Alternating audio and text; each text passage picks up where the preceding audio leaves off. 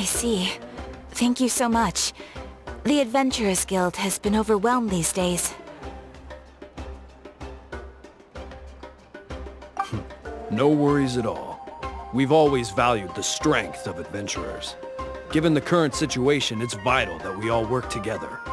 Since we're facing the same enemies, I'll send you the intel we've collected on the Abyss so far. Then we can take a look at how to coordinate our efforts. All right. Thank you so much.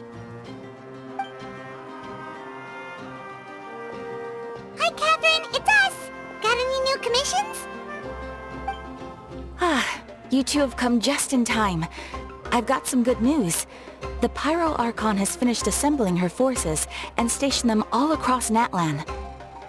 Given how the Abyss has ramped up its activities lately, we can no longer afford to act only after receiving news of an invasion. So the Pyro Archon suggested that the Scions of the Canopy and the Adventurers Guild focus on collecting and disseminating intel. That way, we can stay informed of everything that's happening across the land. Once we receive word of enemy activity, we can notify the nearest camp and the stationed forces can take immediate action.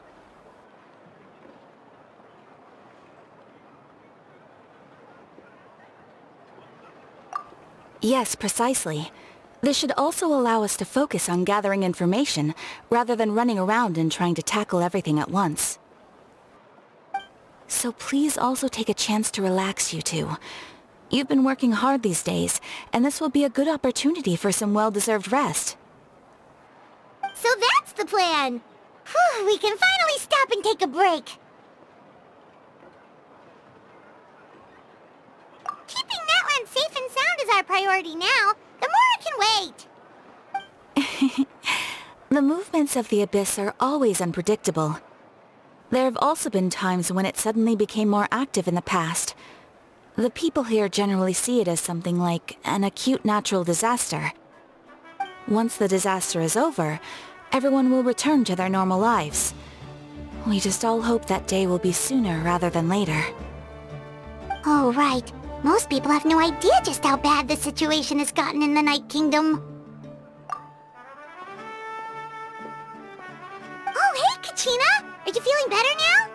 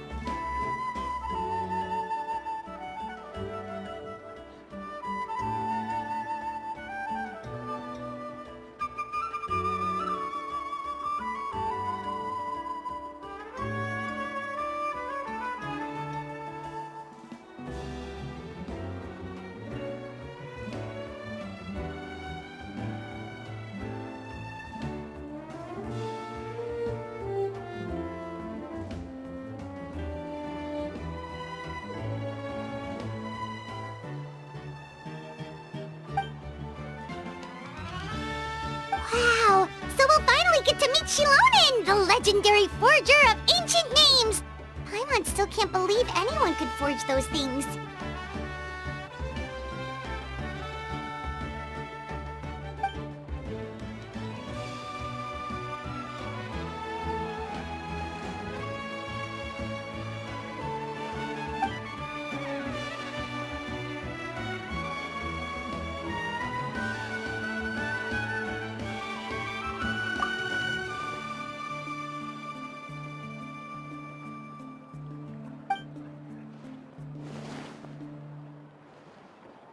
Hey, have some confidence in yourself, Kachina.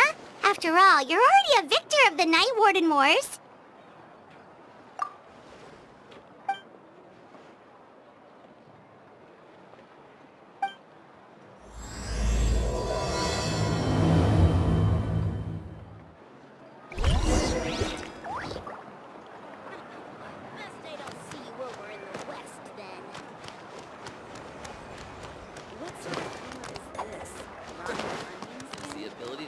lost some sort of talent?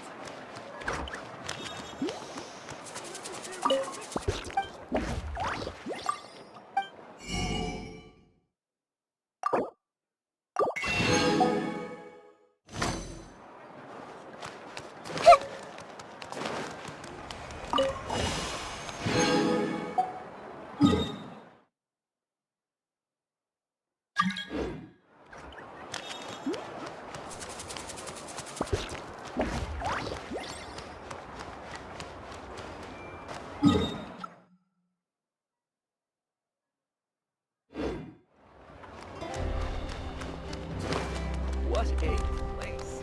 Add as...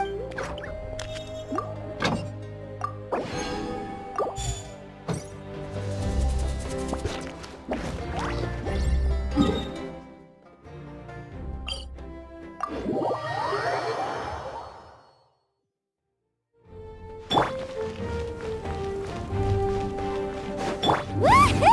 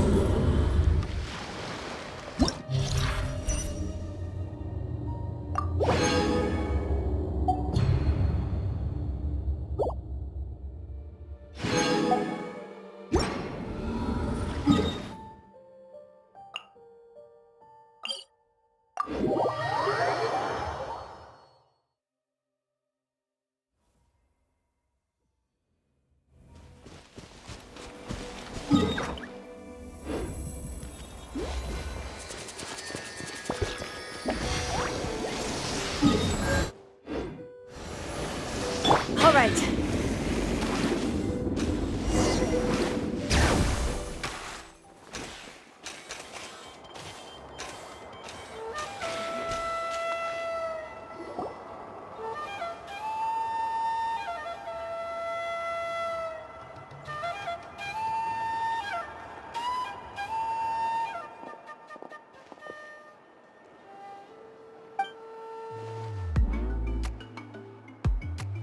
Ah, yes, so I've heard. So young, and yet you've already got quite the reputation. Wait, are you Outlanders? Yep, we're travelers who just arrived in Natland not too long ago.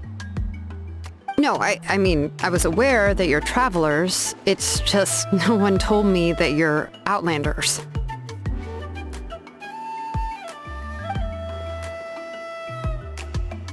No, the only thing she said is that a new hero had pledged himself to the plan.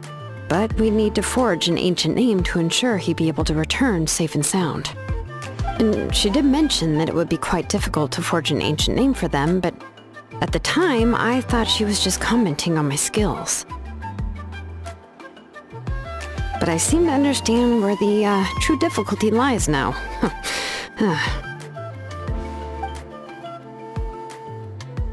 No, I wouldn't go that far. I'm used to it, really. I just need a moment to process things. The Pyro Archon's requests are always difficult to fulfill, and we used to argue a lot. Honestly, it's probably for the better that she didn't bring this up at the time. anyway. I can't argue with her if she isn't here, and it'd be pointless to take my anger out on someone else.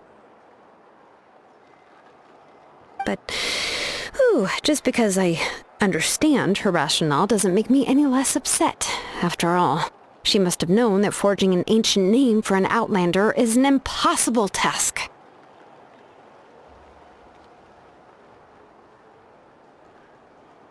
It's impossible? As you probably know, an ancient name is a symbol of a hero's spirit and glory, which grows even richer and heavier as generations of successors inherit it.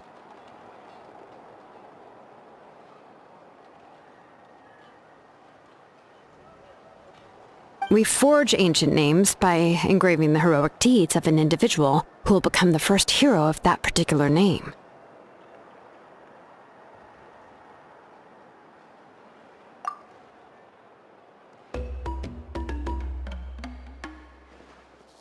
But they were all performed outside of Natlan, correct?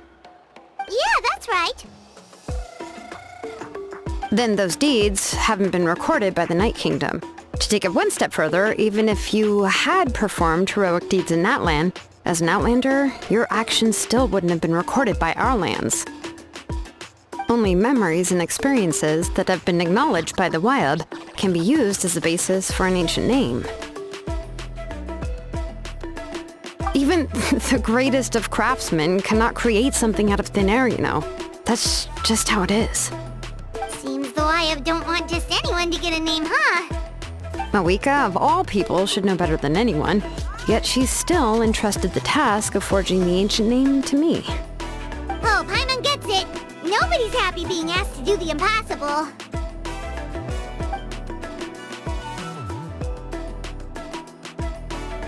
Ugh, don't remind me. Let's just focus on how we can pull this off. How to achieve the impossible. You mean you're already willing to accept the task? Well, what else can I do? What's happened is already done, and it's not like I can outright defy the order of my Archon. If she gave me this order, then she believes the ancient name is an indispensable part of her plan, and that I'll be able to find a way to make it happen. In other words, the order is an affirmation of my abilities. Whoa, not only has she accepted the task, but now she's looking for silver linings?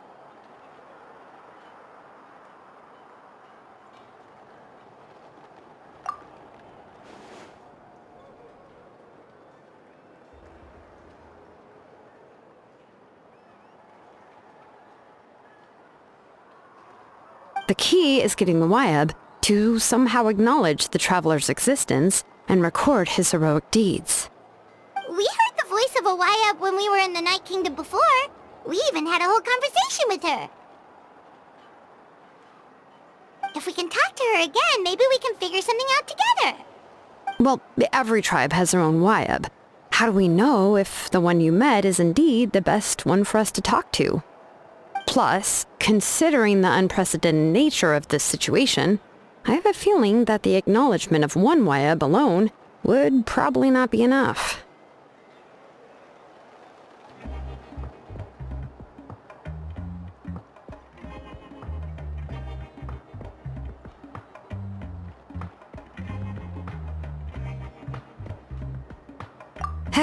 I don't know. That requires a level of knowledge that I do not possess.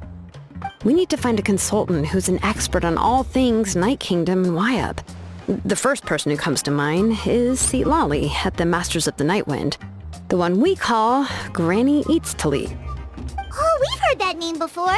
We used her spirit speaker stone to find Kachina's ancient name. A person who can make something like that must be pretty impressive. I'm not sure she'd be able to help. Still, she's older now and quite eccentric. It's hard to even book a meeting with her, given that she's constantly holed up in her room and doesn't like to be disturbed. I've heard that to get her help, you have to be extremely patient with her and know how to keep her spirit up. I hate to break it to you, but...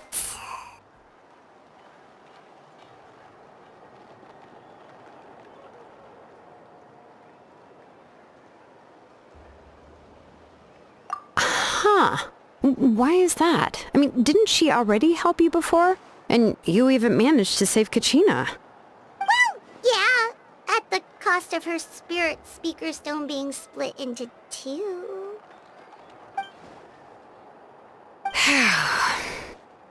Great going, Moeka. We're already off to a rocky start here.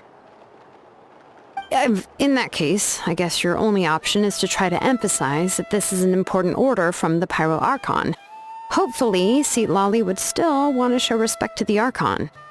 I'll also write you a letter on your behalf. If you can find someone to deliver it and mention some good things about you, then that should help too.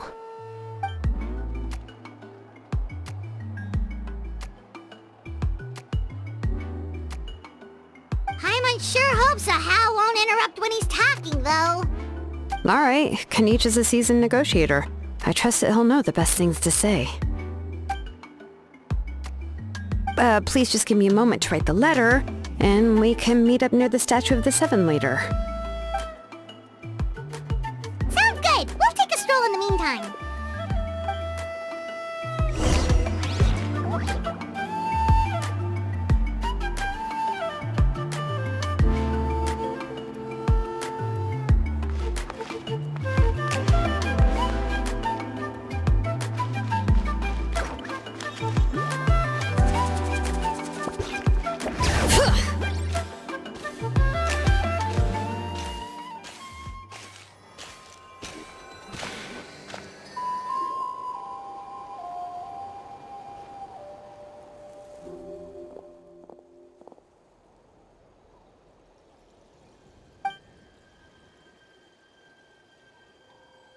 I'm sorry to put this on you, Kaniche.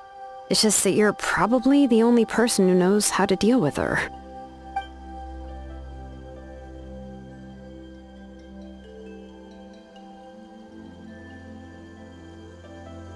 Oh, wait, so Kachina and the Traveler also know about the plan?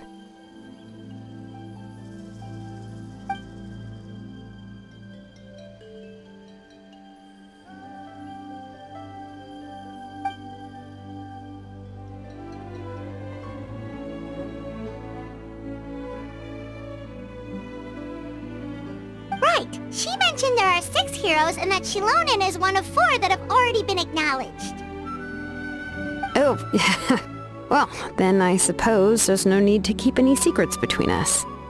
Having companions walk by your side is perhaps the best solace when facing such a bleak reality.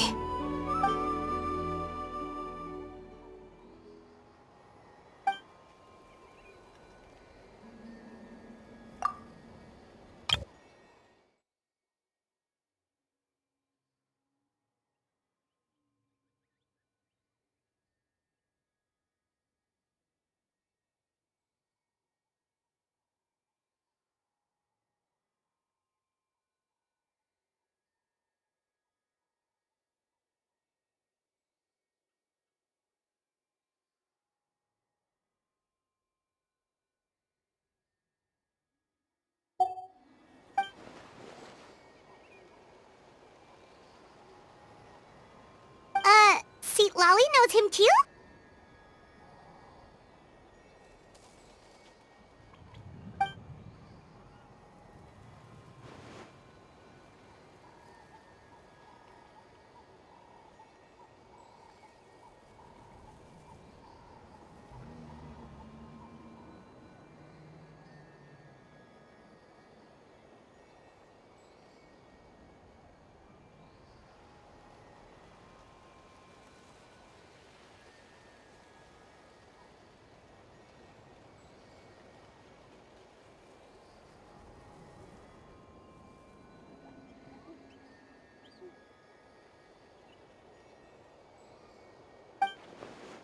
Given how the Masters of the Nightwind love to babble about dreams and revelations, they're already a pretty strange bunch to most. I've never met Auroran, but if they consider him the odd one, he's got to be pretty far out there.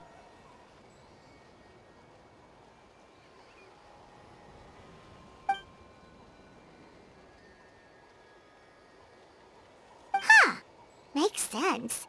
But Paimon wonders how Seat Lally could be the first one to notice Auroron's disappearance if she spends the whole day in her room.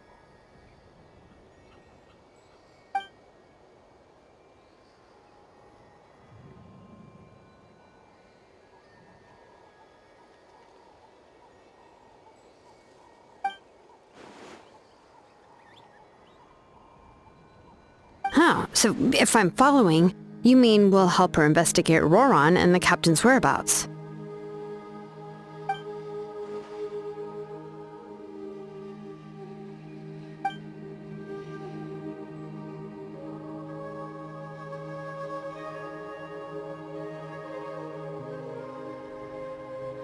Yeah!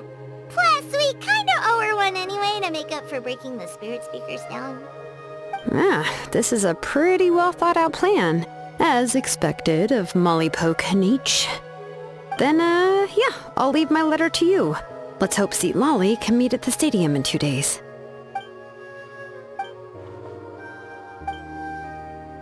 Okay, then let's part ways for now. I'll see you in a couple of days.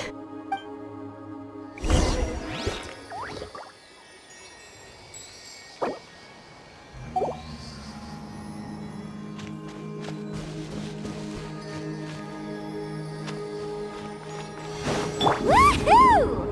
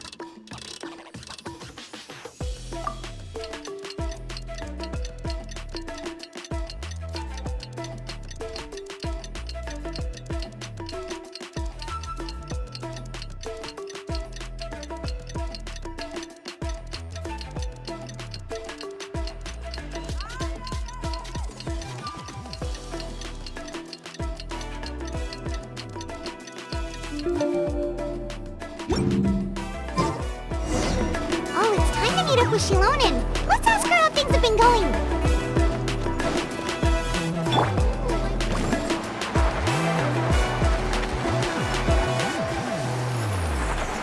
All right.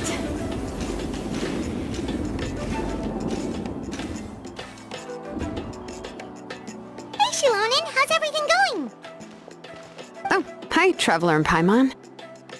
I have, bad news. Seat Lolly did not reply to our request, although I suppose I'm not too surprised. Huh?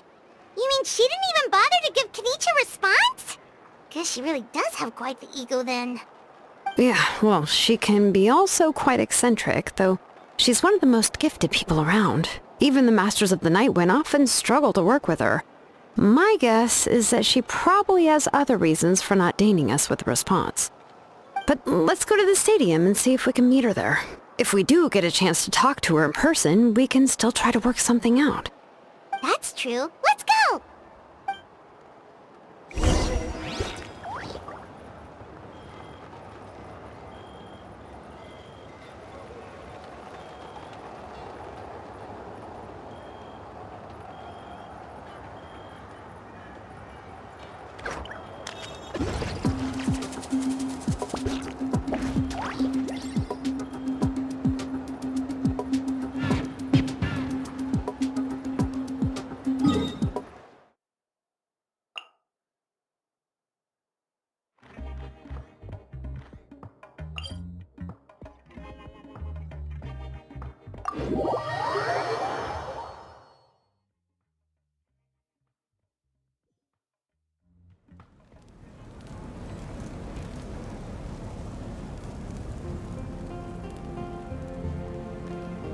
We should, take a break after all that running around.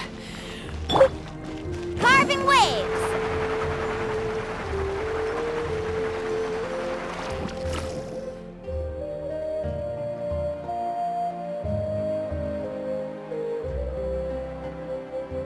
Paimon doesn't see anybody. Seems she's just not gonna show up, huh?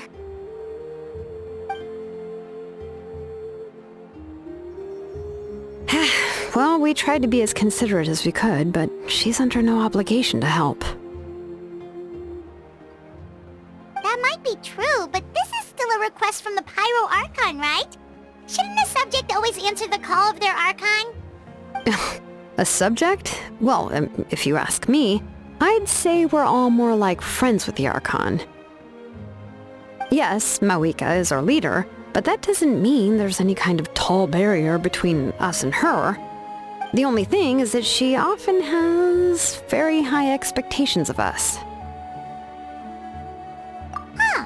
So even though she's super powerful, it sounds like she's actually pretty down to earth and easy to get along with. Unlike that old hag Granny Eatstily, right? Does she think she can ignore us just because she's famous? You all talk about her like she's some kind of huge deal, but she didn't even bother to reply to our letter! Seriously, if she didn't want to come, she could at least let us know. If that's what aging does to you, Paimon never wants to get old. Oh, really? So, that's how you see me? Huh? Who's there? Who's talking next to Paimon? Oh, don't mind me. I'm just a disgruntled old hag, right? Come on, relax. I'm sure my bark's worse than my bite. Huh? See, Lolly.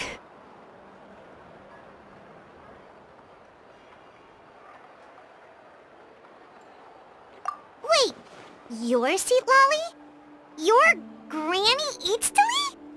Yes, Granny Eatstly. But emphasis on Eatstly, not Granny.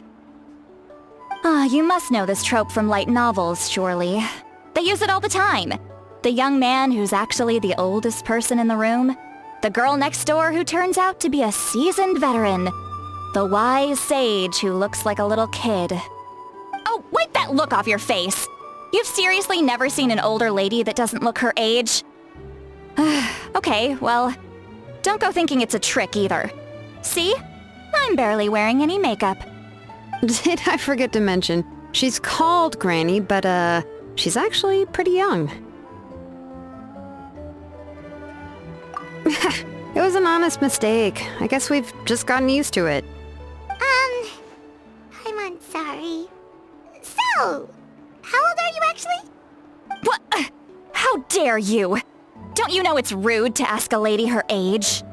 Paimon really didn't mean to offend you, it's just that... your case seems really... unique. Oh, Paimon just wanted to apologize, but now she's putting more and more of her foot in her mouth. Really, Paimon just got a little mad since we thought, well, you were gonna leave us out to dry. It was my idea to invite you here, Seat Lolly. So if you're upset, you can just take it out on me. All right. I was only joking. I didn't mean to chastise anyone. There's really no need to take all this so seriously. If anything, I'm gonna feel awkward if we keep this going. I received Kenichi's letter and was planning to attend this meeting. Since I had already decided to come, I figured there was no need to draft a reply that simply said, "Understood." Besides, just showing up is the most important part, no? But, of course... It's also natural for people to get held up by one thing or another as they're trying to leave the house. It certainly was a bit awkward to see that everyone else had arrived before me. At first, I was thinking of quietly sneaking over, but since you were already here waiting for me, I started to think about how I should phrase my apology. Only to hear you all talking smack about me. Anyway, that's the whole story. Honestly, it's not like I owed you an explanation anyway.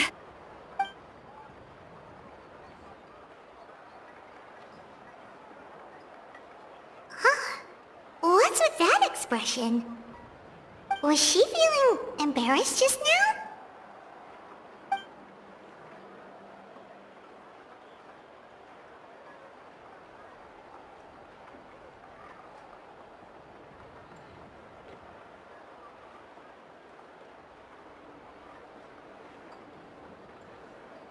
When the Masters of the Night Wind say they struggle dealing with her, I wonder if the feeling is mutual. She seems to be pretty awkward herself. Anyway, Shilonen, I heard that you require my help in crafting an ancient name. Correct. The situation isn't like anything we've handled before. Let me explain. I see. So Mawika has asked you to forge an ancient name for an Outlander. Well, that would be a first. And you've also heard all about Auroron. I must say, he's always been a good kid. I can't see him joining the Fatui of his own volition. He must have been coerced somehow.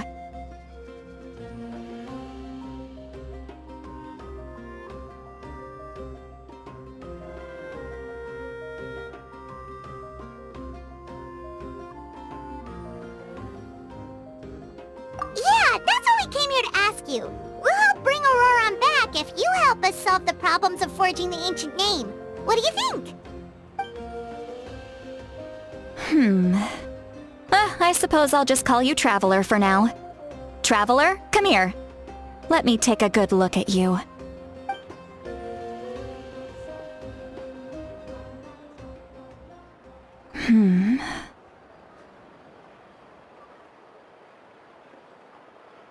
Wealth leads to unending conflicts between people. Yet you alone transcend the value of gold. Baleful thunder and wrathful waves bring terror to mortal hearts. Yet again and again, you've braved them to find new worlds. O weary yet free soul, even the most verdant leaf in the forest will pray for your happiness and safe passage.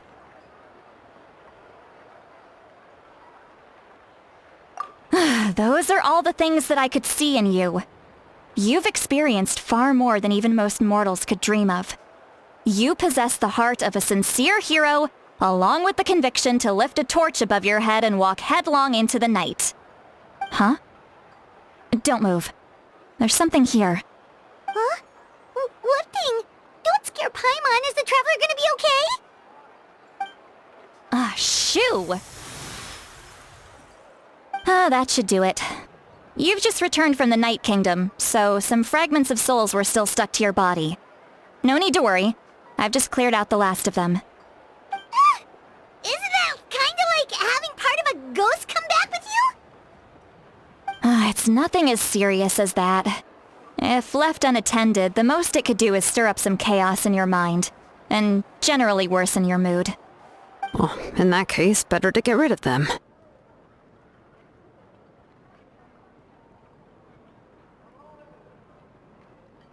It was nothing. Shilonen, let's follow your proposal. Once you've brought Auroron back, I'll take you to see the Lord of the Night. The Lord of the Night? But don't we need to talk to the Wyab of the tribes? Something this important is beyond their jurisdiction. Only the Lord of the Night can decide whether we can grant an ancient name to one who does not hail from our lands. The Lord of the Night is an ancient entity that rules over the entire Night Kingdom, constantly borrowing the power of the sacred flame to combat corrosion from the abyss. Oh, so you're basically saying it's even more powerful than the Wyab of the tribes. Well, that sort of makes sense, being the Lord of the entire Night Kingdom and all. Not exactly. It's not so much that one's more powerful than the other. But never mind. That's not important. It would take too much time to explain. Just listen carefully to what I'm about to tell you. The Lord of the Night is currently in a deep slumber, and we can only communicate with its consciousness while in a trance. In other words, in a dream. But I will need to prepare a few more things if we are to hold a ceremony to achieve the state of the trance. I'll make a list. Can any of you get everything for me? I can go. It'll probably be a long list, so better leave it to someone who knows all the local vendors. Sounds good. Then we'll go with St. Lolly to track down Auroron. Phew, the Fatui are nothing to scoff at, so please, be careful during your investigation.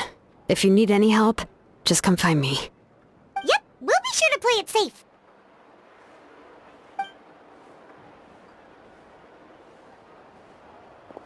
All right, now it's time for us to catch that brat and bring him back. I'm sorry I made you wait earlier. It was actually because I decided to swing by Auroron's place to look for clues.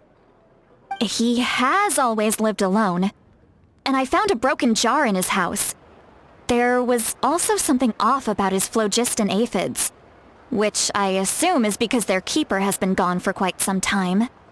And interestingly enough, I saw some slash marks in the house that did not match any of our local weapons. My guess is they were left by Snezhnayan arms. Oh, sounds like the Fatui broke into his house and took him hostage. But why would they kidnap a kid who just spends his days living in the country and raising aphids? He's only in his 20s. What would they want with him? That's not to say that I believe he's totally innocent, of course. Since he's the only one who was kidnapped out of everyone in Natlan, he must have done something to attract their attention. In any case, we'll get to the bottom of this once we manage to get him back here. I'm truly sorry to put you two through all this trouble with me. But please help me get him back. You can count on us! All right, then let's start by heading to where Auroron was seen last.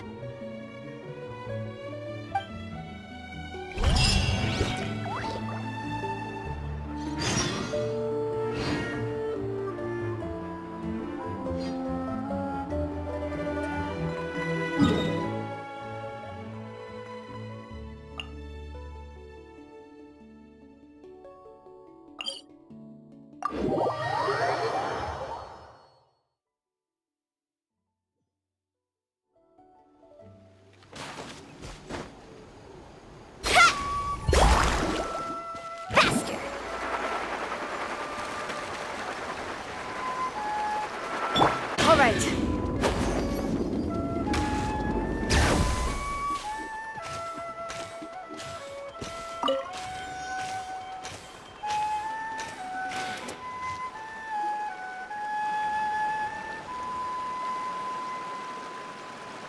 This is the spot. An eyewitness claimed to have seen Auroron speaking to some Fatui soldiers here. I don't know how much you're willing to believe me, but Auroron really is a good kid. I see no reason why he'd suddenly get involved with the Fatui. I'm convinced that what the witnesses saw was actually the Fatui coercing him, or perhaps trying to extract information. However, I doubt anyone would believe me, given there are no signs of a fight. Didn't Kanich say that she's a big name in Natlan? Feels kinda weird to see her so frustrated and helpless like this. Auroron? Well, he was left at the side of the road as an infant, and the people of the tribe took him in. You could say that everyone had a hand in raising him. He learned a lot from us, and once he reached adulthood, he built himself a house out in the countryside. He spends most of his days growing vegetables and raising aphids, living off of what he harvests from the garden. He's always been such a good kid. He would even get his friends to deliver whole bags of fresh produce to my place.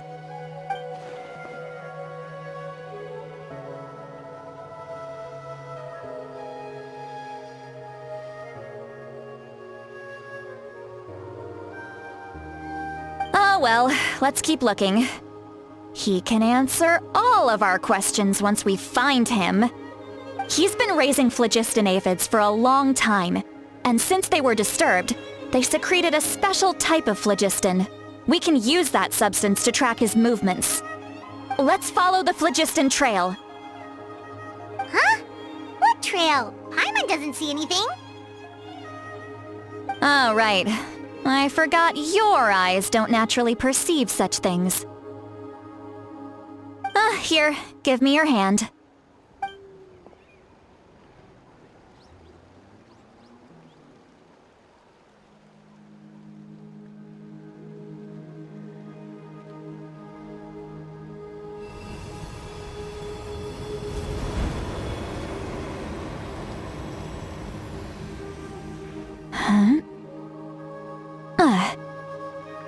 How about now? What do you see?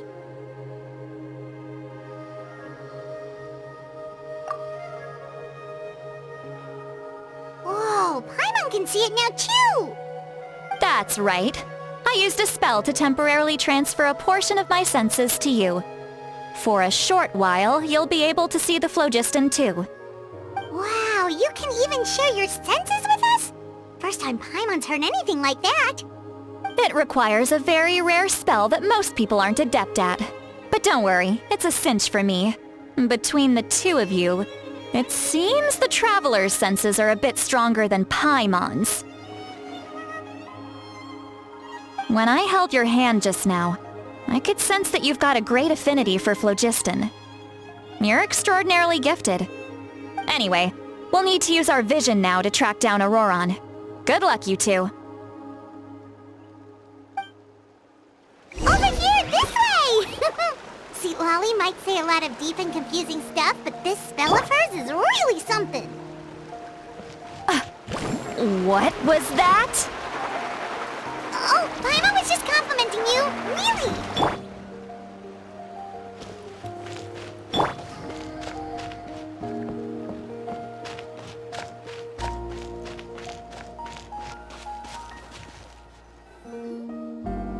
What does she mean by deep and confusing?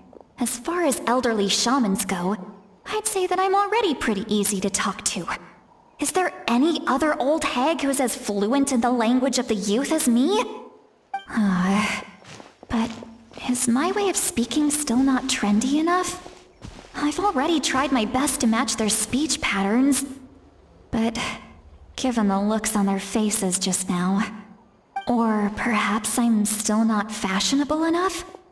But that can't be, right? Don't tell me they're still getting the impression that I'm super old-fashioned. Huh?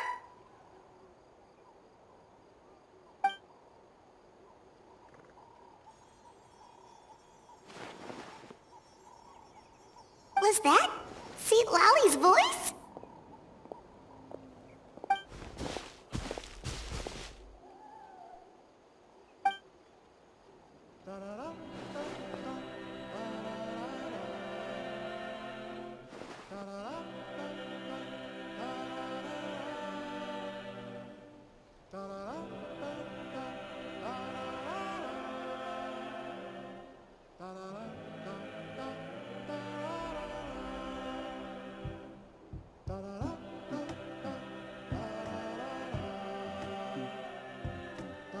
Now that I think about it, it's a good thing I found some helpers this time.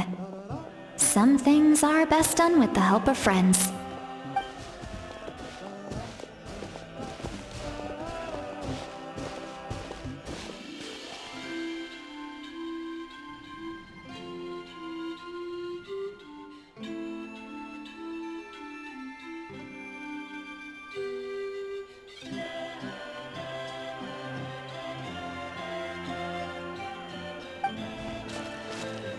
Oh? They appear to be feeling quite confident. Looks like our work will go smoothly.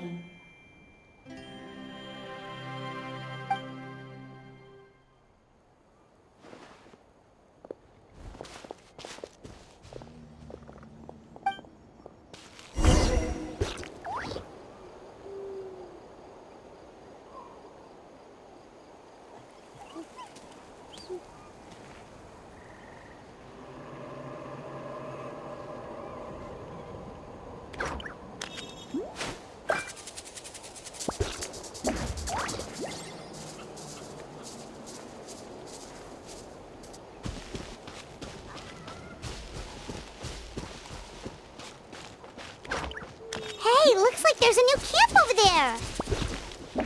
Let's go take a look. That little brat, I swear. I just hope he hasn't gotten himself into... Yeah, judging by Paimon's experience as a guide, it definitely looks like people set up camp here. Wait. The phlogiston here is a bit odd. Let me see. Paimon sees shape here. Could it be some sort of symbol? This is a distress signal for the Masters of the Night Wind. Only someone from our tribe would recognize it. So Auroron was indeed being threatened. We've got to find him, fast. Leaving such a subtle mark implies that he was trying to be discreet. In other words, he was probably under the Fatui's watch. If they notice us, we can just charge in and fight them to the death. But what if my darling grandson is also there? I can't have him caught in the crossfire.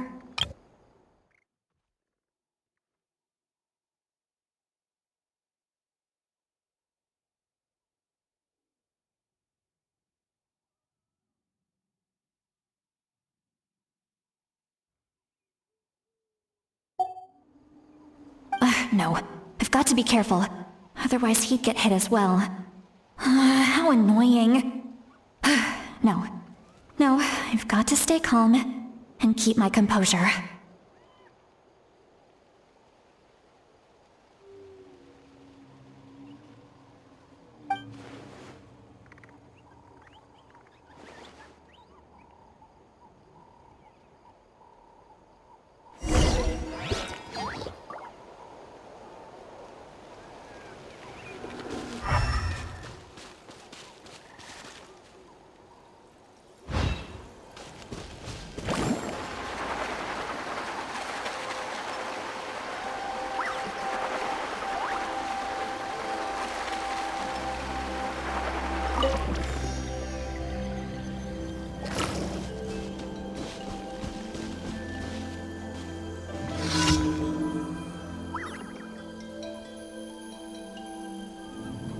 There are traces of people staying here too.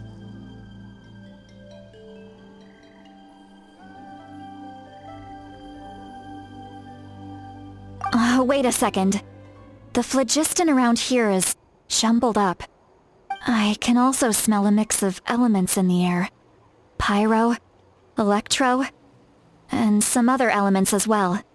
Kanich told us that you were super amazing. No wonder you can sense so many more things than us.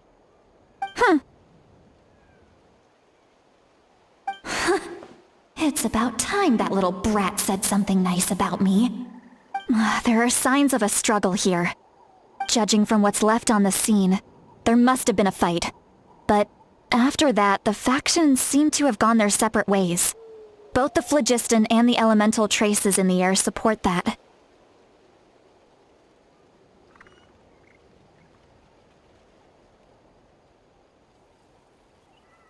Do you still remember the little mark we found before? Paimon's thinking, what if Auroron wanted to leave another distress signal, but was caught by the Fatui?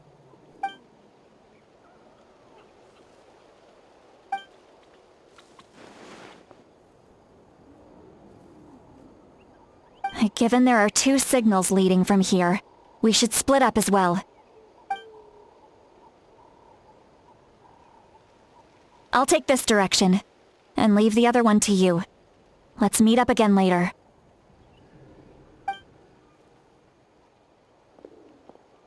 Auroron, what the heck were you doing?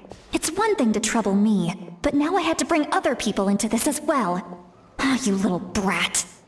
And off she goes! Traveler, did you hear all of that as well? Once Seatlolly left, that voice went away as well. Paimon even tried calling her name inside Paimon's head, but there was no response. So you were thinking the same thing! Paimon also thought that if we could hear what she was thinking, then she could probably also hear what we were thinking in our heads. She did say that she was quite adept at this spell, and it doesn't sound like she's had any trouble with it in the past. Huh, maybe we're a special case and can hear her thoughts as a side effect. If you think about it, she's really got a lively inner world. It paints quite a different picture from Paimon's first impression of her.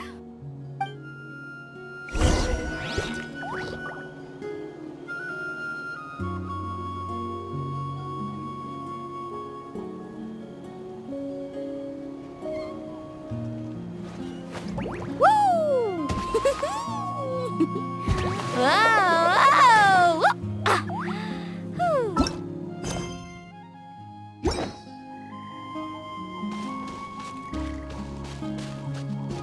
we go. Carving waves!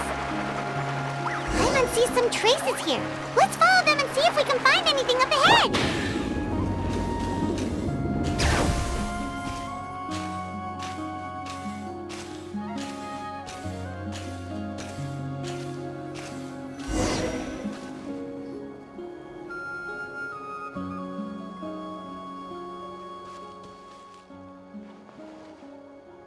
Did you find something?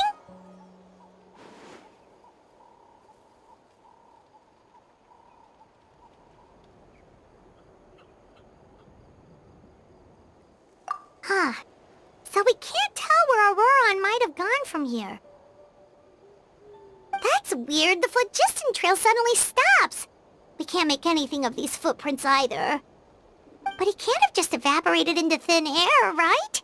We know he wasn't alone. He had all those fatui with him.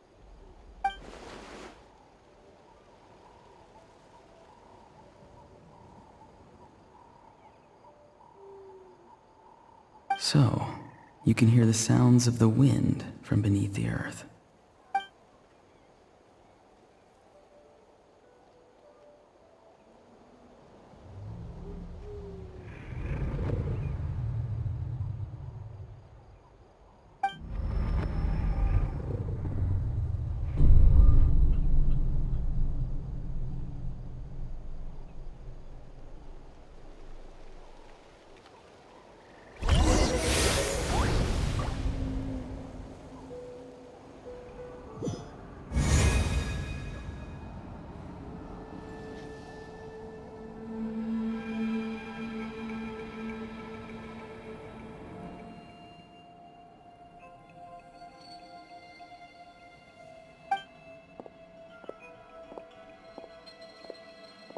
I'm very sorry, but please do not move. I have no desire to hurt you. I apologize that our first meeting has to take place like this. It's just that you're much like one of those animals with ears that perk up as soon as it senses danger in their environment. And given your combat proficiency, I would not have been able to gain an advantage over you if you were anywhere else in the world. However, you're now in the Night Kingdom, a familiar domain to the Masters of the Night Wind. Hello, traveler.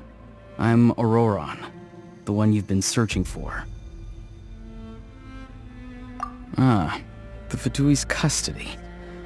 I see. So even Granny has told you that I was coerced by the Fatui. I'm afraid you've been brought here by a lie, like a false omen in the lingering smoke. My friend and I only left those traces to lure you here. Deceiving you was never our true intent, however. It was simply the fastest and most feasible way for us to set up a meeting. Greetings, traveler from afar. Be careful with this traveler. His soul is temporarily restrained by us, and it appears to have become more fragile in the process. It's taking all my concentration to hold on to him. It was I who tasked Auroron with leaving the traces to lead you here, and I who used the Master's ritual to bring your soul to the Night Kingdom. I've heard much about you from the past encounters you've had with my colleagues. Given the present situation in Natlan, I would like to sincerely request a formal meeting with you, in person. I will use the opportunity to explain my goals and motivations to you, as well as why I mistrust Malwika, the Pyro Archon. I believe there is little reason for you to blindly follow her plan. If you would like to hear our intel, then find us to the east of the stadium. But remember, not a word of this to anyone. I would like to avoid any further conflict. You will see me again once you return to reality. No matter what I say, please, help me keep this a secret. This is all to avoid dragging Granny into this conflict.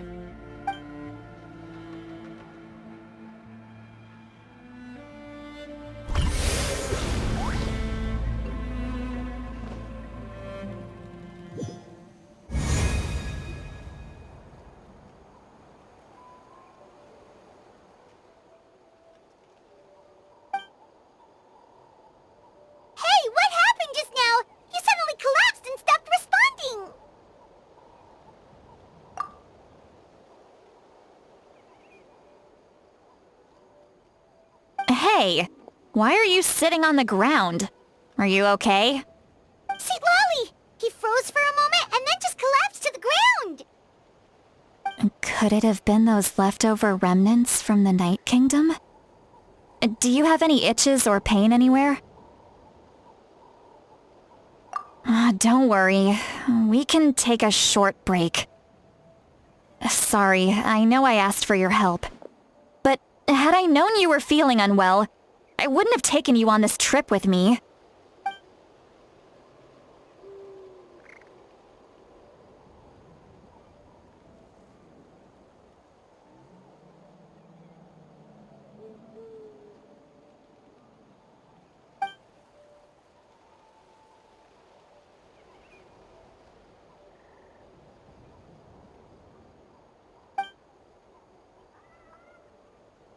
If you're feeling sick, you should just say so.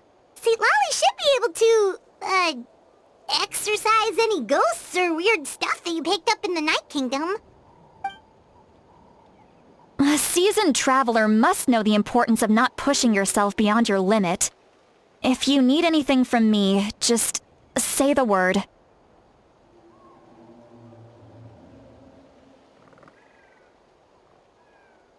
In any case, let's take a bit more time to rest now.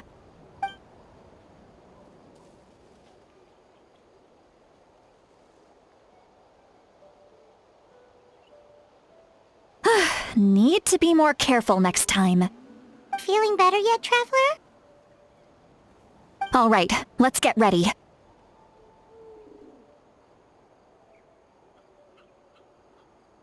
I followed my phlogiston trail earlier to a stronghold guarded by soldiers. I have a feeling that Auroron is probably being held inside. Oh, so it's close by. Then let's head over right away.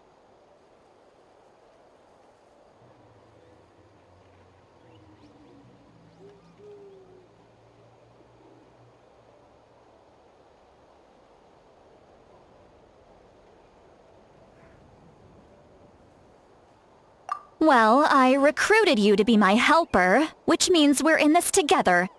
Like the wind and the clouds. We either move as one or not at all. But if you want to make it up to me, then just be sure to fight extra hard when the time comes.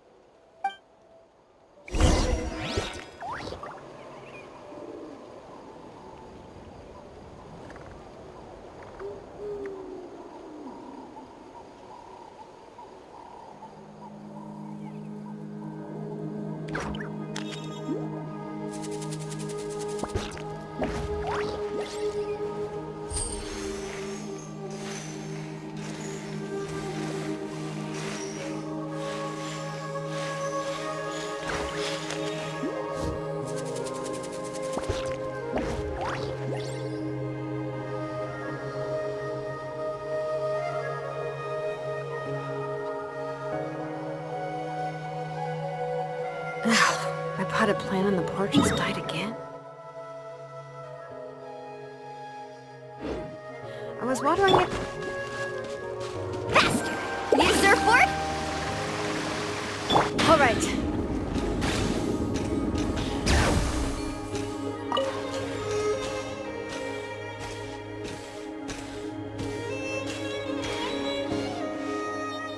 Look over there.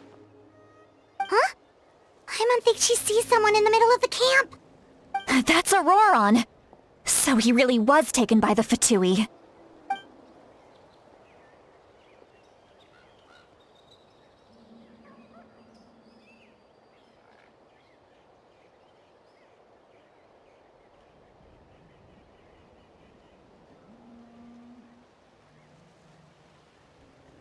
All right, we'll take the lead.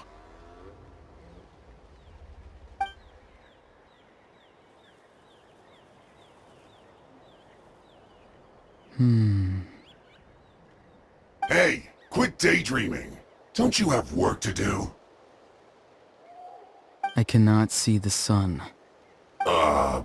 What? Without the sun, I cannot see the truth. You are currently blocking the light, so I must beseech you to move aside. Huh? Okay, Mr. Philosopher. That's enough mumbo-jumbo. Wow. I'm going to rip that guy's head right off. See, Lolly's struggling to control her temper now.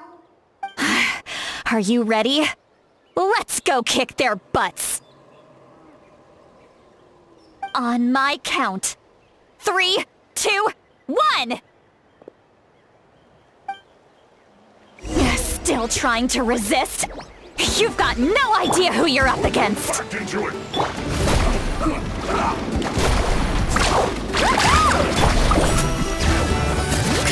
Get out of my way! Everyone hold hands! Time to fulfill my duty! Look alive! Hi! Let's get it!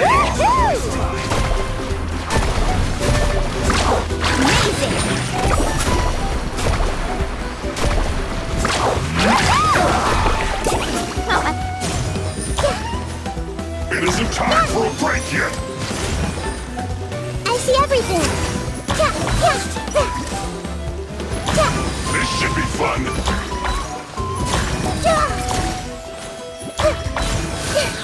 No slacking off! I'm seeing stars.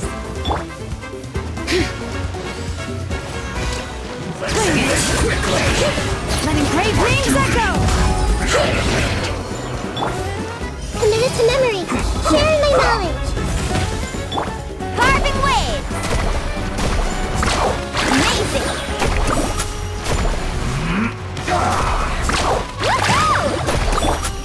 Look alive! Ha!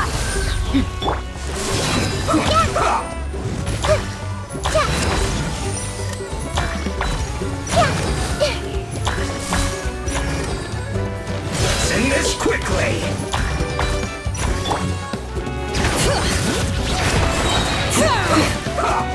Let the mountain's veins boil!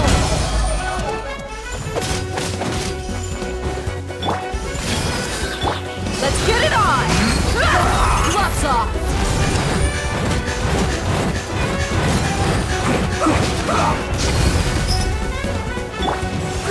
Grow.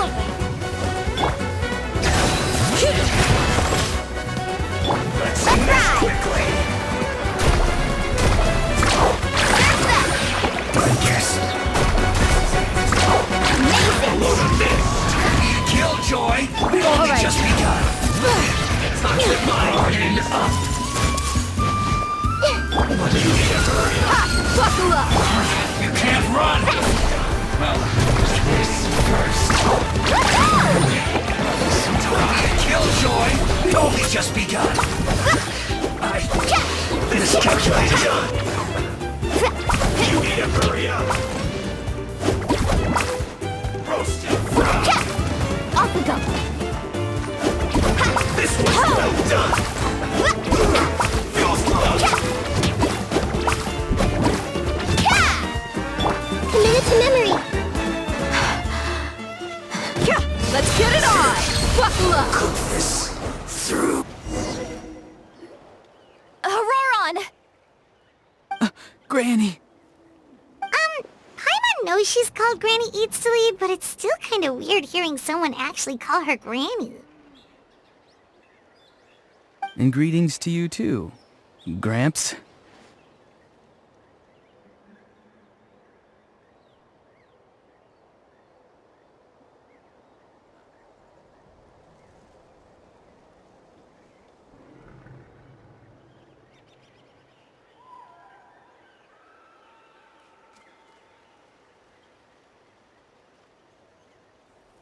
What did you just call him? Gramps? Is that not right? You're Granny's friend, are you not? You seem to be approximately the same age as her, so I figured you've got to be Gramps. How many times have I told you? It doesn't work like that. There are a lot of people who look about the same age as me. You can't go around calling everyone Gramps or Granny. Oh, wait. He's not a child, is he? Don't tell Paimon he's one of those people who look like an adult but are actually only 8 or 9 years old. Oh, your words have pierced my heart like a thorned vine. Given how hard those thorns are to remove, I may just need to find a pair of tweezers. Why are you so Of course I'm not a child. It's just, Granny always taught me to show gratitude where it's due. And since the Masters of the Night Wind raised me collectively, I basically see everyone above a certain age as an elder I should look up to.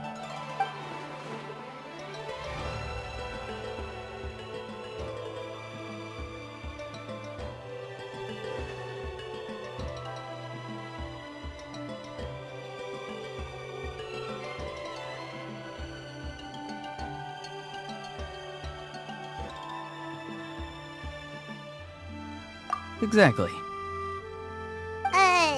But if you keep that up, then everyone's going to be your senior. And do you think saying all of this is gonna save you from a scolding, Auroron? Haven't I told you 100 times since you were a kid? Heed the 3 warnings. Be wary of beasts prowling around, scammers looking for their next victim, and strange people who appear out of nowhere.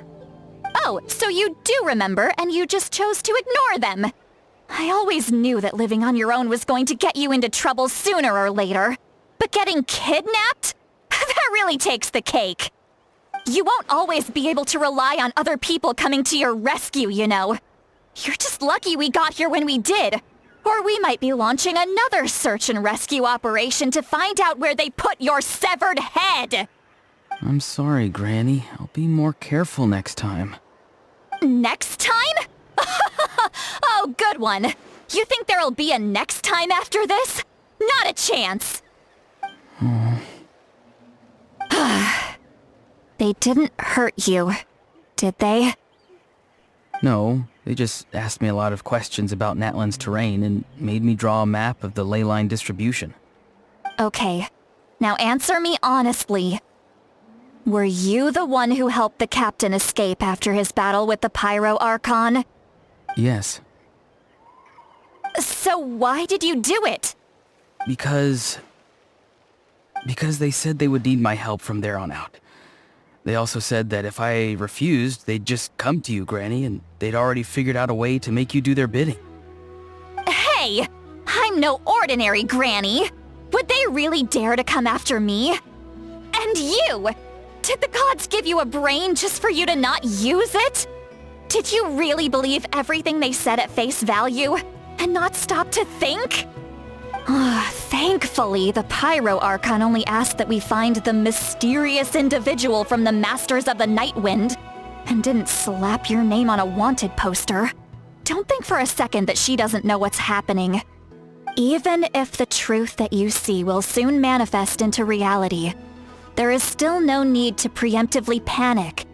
Have you forgotten the words that I've taught you? I'm sorry. Forget it. We can submit the details of this camp and the defeated Fatui as evidence of your innocence. Let's clean this place up and get back to the city. Auroron, you better remember this lesson well and seriously reflect on your actions. Also, once we return to the city, come to the speaker's chamber with me. I'll need you to explain everything. Sounds good. Should I bring some of my homegrown vegetables as well? Your vegetables? Yes. I grow a lot of fresh produce in my garden. I hope the Pyro Archon won't be too picky about the selection. Now's not the time to be thinking about that. If you do come face to face with the Pyro Archon, the first thing you should do is... Recite the 3 warnings. Huh? No! You should emphasize that you were not in cahoots with the Fatui! How exactly did the Masters raise this guy? Oh, right.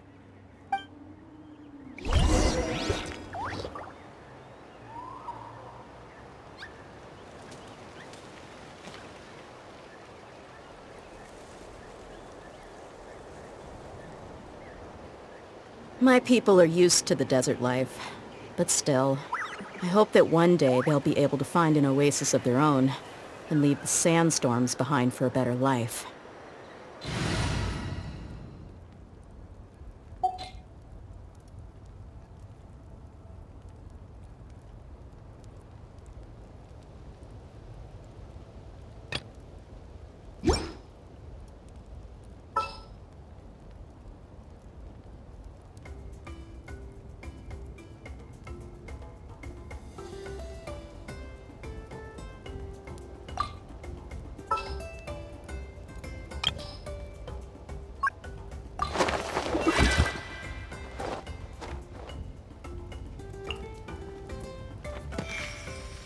Justice.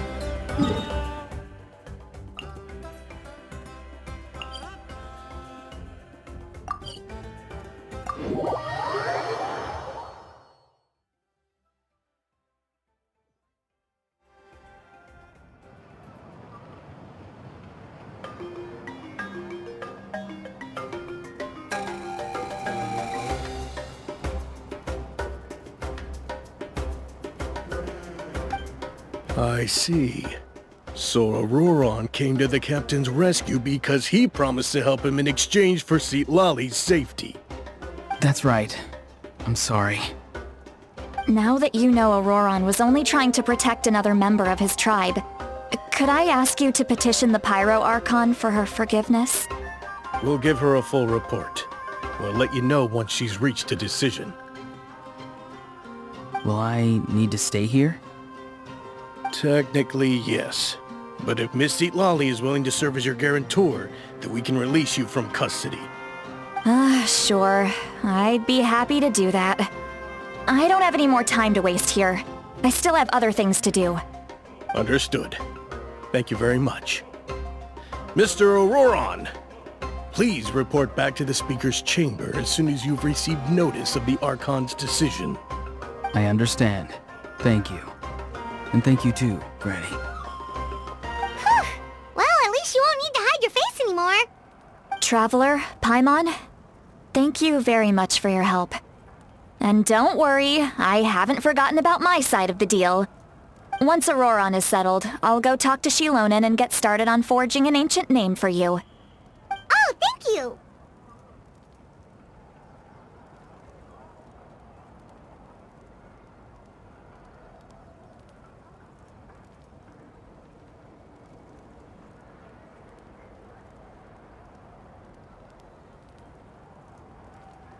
You scratch my back, I scratch yours. It's as good as done. You can just go twiddle your thumbs or something while you wait for the good news. Bye for now. Come with me, Auroron.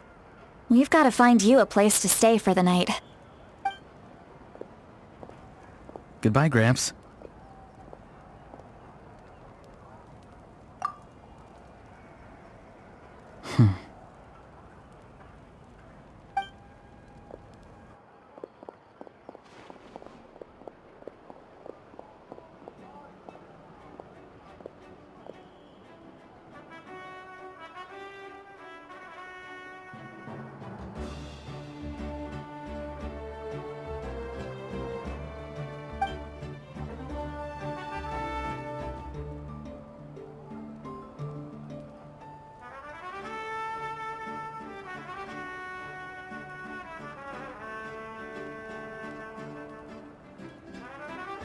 We're finally done.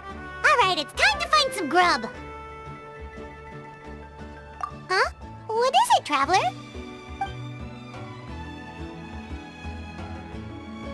What? The captain? Sorry. Paimon just didn't see that coming. So you really saw him in the Night Kingdom? And he did— Oh, that Auroron, what is he up to? He sounded earnest enough just now. Paimon would have never guessed anything was happening. All that stuff about protecting Citlali and being forced to help the Fatui, when he's actually been a willing accomplice all along. Yeah, you're right. Still, Paimon appreciates you telling her about this.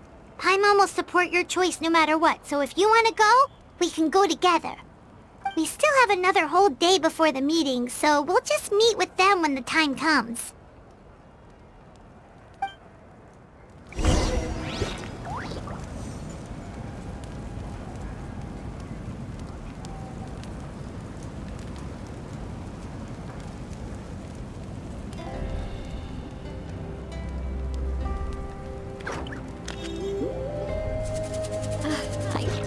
love Spina di Rosula's logo. It was designed by my mother. Have you noticed how it's shaped like a heart?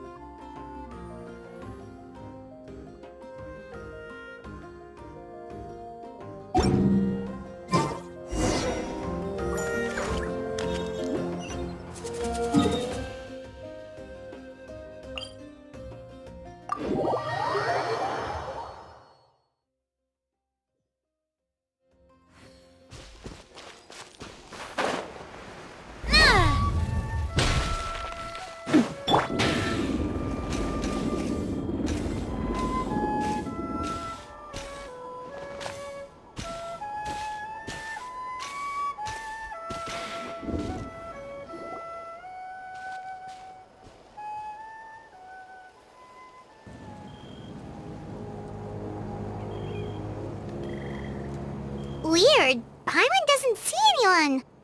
Oh, please don't let this be a trap.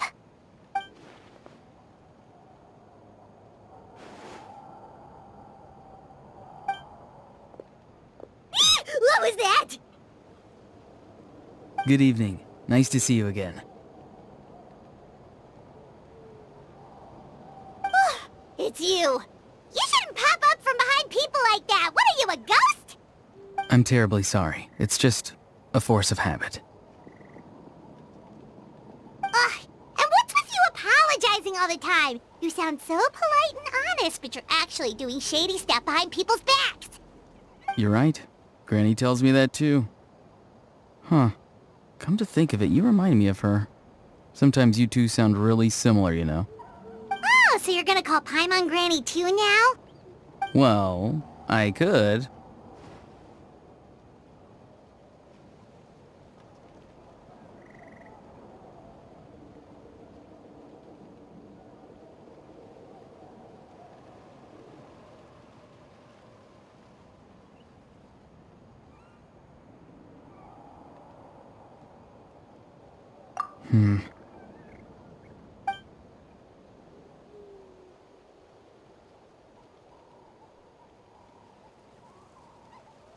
It's all clear. Over to you. Excellent. The fact that you showed up proves that I was right about your character.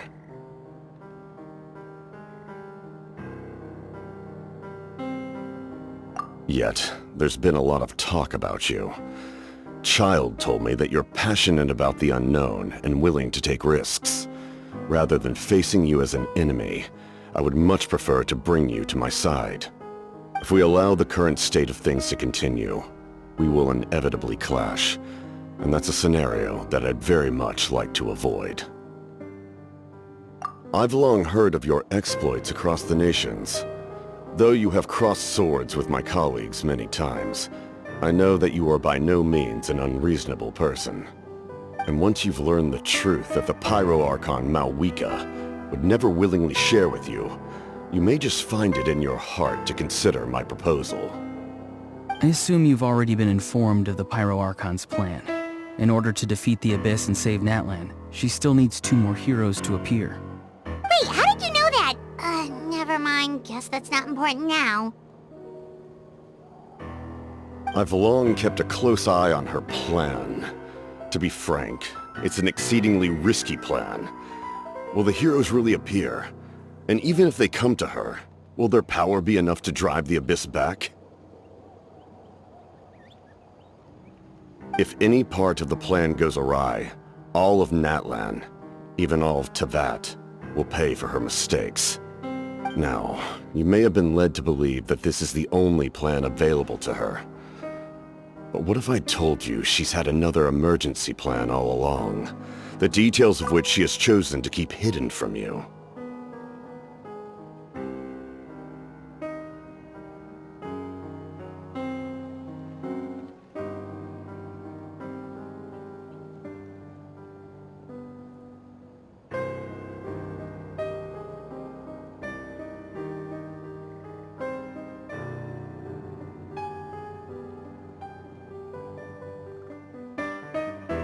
An emergency plan?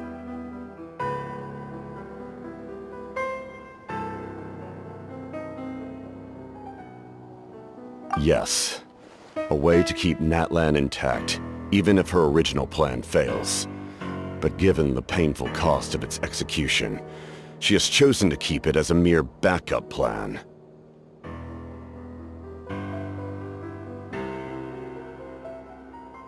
Whether this stems from hesitation, fear, or even naivete, I cannot say. But Natlan cannot afford to wait until she comes to her senses.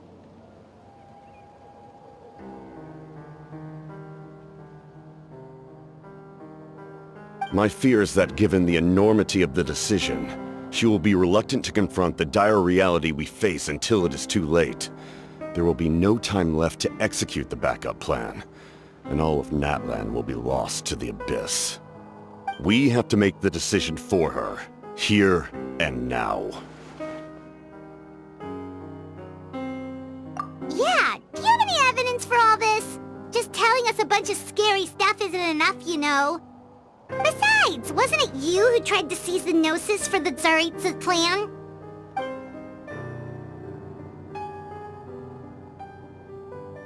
I knew you'd be clever enough to see. That's right. I did not seek the Gnosis for the Tsaritsa. Since I was defeated in battle, I must put to rest my thoughts about the Gnosis. But even so, my desire to save Natlan remains unchanged. And now, I have found a new way to solve the crisis. We can implement it immediately if we reach an agreement. Someone's here. Huh? The captain disappeared! Something is rapidly approaching. Oh no. Something? Bad news, chump! It's your granny! See, Lolly? When did you get here? I knew something was amiss after we were separated. Hidden ceremonial tools, an unconscious traveler. I must say, I'm very curious about what you're up to. How dare you go behind our backs like this, Auroron? Colluding with the Fatui? Really? Oh, here we go again. Cat got your tongue, huh? You really think you can avoid a scolding just by staying quiet? I'm not trying to avoid anything. Oh, and now you're talking back. Well, go on then. Explain yourself. What the heck are you up to? I'm sorry, Granny. I feel so guilty. You! That's it! Where are my tools? I swear if I don't teach you a lesson right here and now, I'll... Wait, Molly! Please, calm down. We, still learned a lot of info, didn't we? Like the fact that the captain isn't trying to seize the Gnosis anymore. So, maybe just save the scolding for later, okay? Listen well, Auroron. You're only getting out of this now because of the Traveler's plea. This isn't over. You hear me? You're right, Traveler. Let's go. We can discuss this more back in the city.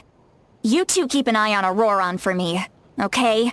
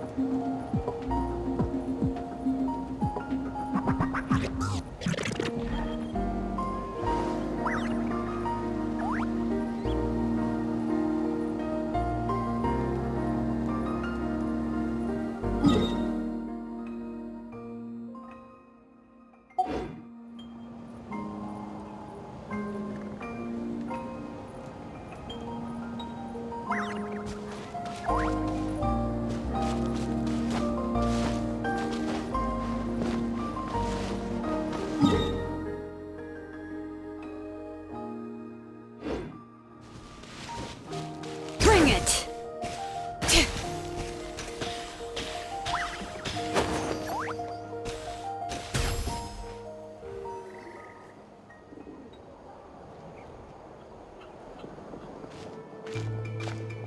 In all my years, I've never had a child cause me so much grief. Do you seriously not see what's at stake here? You've got a head on your shoulders, Auroron. Use it! Why did you help the captain? And I want the truth this time. No answer? Think you're being smart? Then let me ask a different question. What does the captain want? What is his purpose in Natlan? Really? You're just going to stonewall me?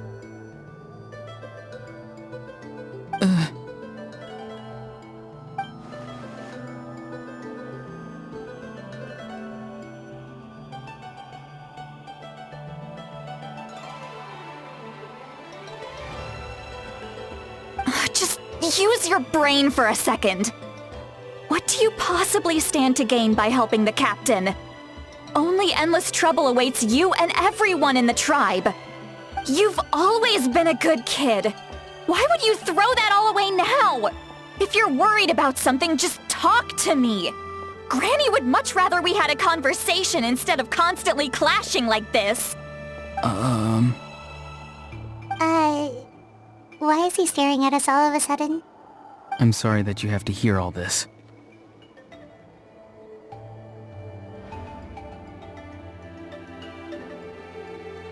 You're very kind. Most people would have fled by now. Not everyone can handle Granny's scolding. Oh? You dare gossip between yourselves instead of listening to me? You... Sorry, Granny. Sorry, Granny. Sorry, Granny. You know what? Fine. I'm perfectly aware that everything I say goes in one ear and out the other. You're all grown up now, so why would you listen to an old hag like me? You say all the right things, but then you go and completely ignore me! Well, if that's how you're going to treat me, you can stop sending Aoife over to my place to deliver your stupid vegetables! I don't need anything from you! Who's Aoife? A delivery person? That's irrelevant. The point is, he hangs out with this kid, so he must be no good. You kids get to a certain age and suddenly act like you know it all. There's nothing I can say to get through to you. Auroron, if you're still thinking about that so-called duty, then please, just forget about it. The ley lines did not fall to this state because of you. And we've long closed the book on that incident. Seems they've started talking about some kind of tribal history. I'm starting to get lost. That's not it, Granny.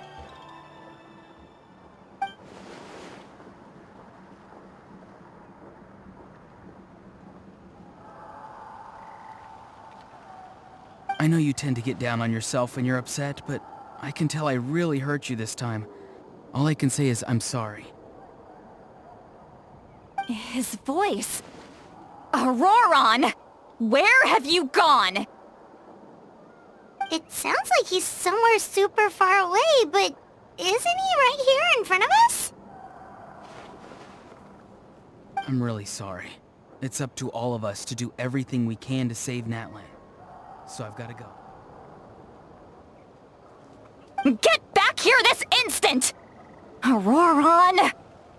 What is this? Powder from plant spores? Is that the trick he used?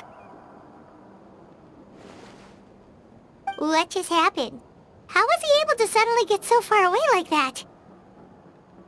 It's a trick of his. If you grind spores into a powder and spray it in the air, it can be manipulated to create an illusion. He pulled it off flawlessly. He must have put a lot of time into perfecting it. Don't tell me that's how he's been hunting in the fields these days. Oh, couldn't he have picked up something more useful? Little brat. That's it. The next time we meet, I'm definitely going to break his legs. Whoa, that's a little extreme. But still, why does he feel like he needs to run from us? If his goal is also to protect Natlan, then can't we work together?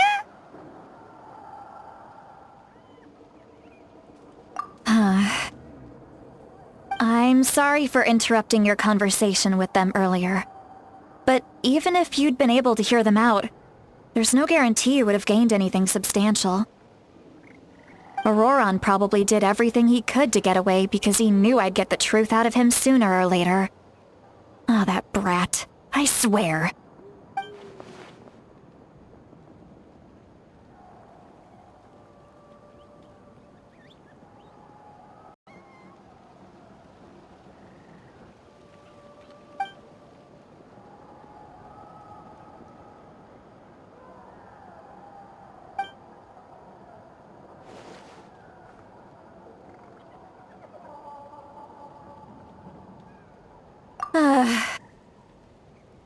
We've got quite a long walk back to the city.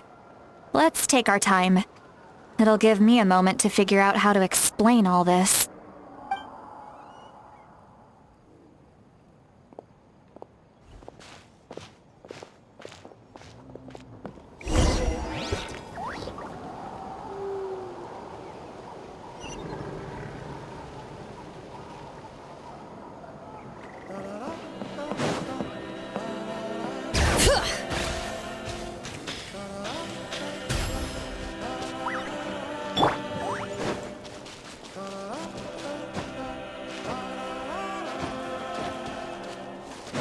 All right.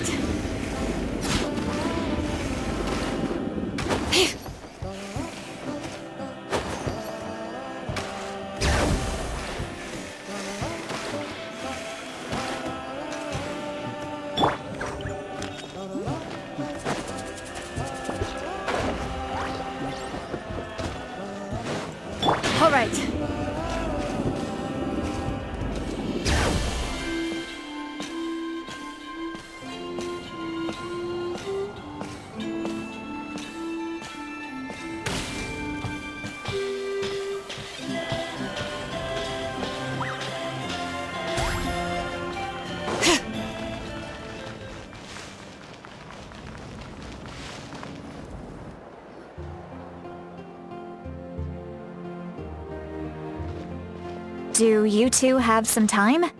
Feeling hungry? How about we get something to eat? Oh, right. It's been a while since we last ate. Now that we can relax, Paimon just realized how hungry she is. Then let's go. We can find somewhere to sit down and talk. Food and drinks are on me.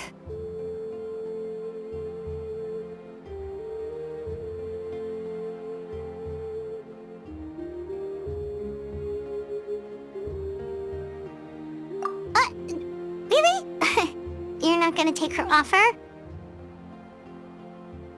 Ah, that's right. See, Lolly has gotten a lot quieter since Aurora ran away. She seems to be having a hard time. He's right. We're seasoned adventurers, so we're more than capable of paying our own bill. Hey, come on now. You won't even let me take you out for some food and drinks? I just wanted to treat you to a meal. Are you sure? We can save you some Mora. Mora is the least of my concerns. Besides, we're definitely due a meal after all the time we've spent together. Let me get this one. I might be an old hag, but I like to think I'm not completely useless. Sure, that's fine with us, but Paimon doesn't want you to be sad, sweet Lolly. Don't worry. I'm sure a juicy grilled steak will work wonders.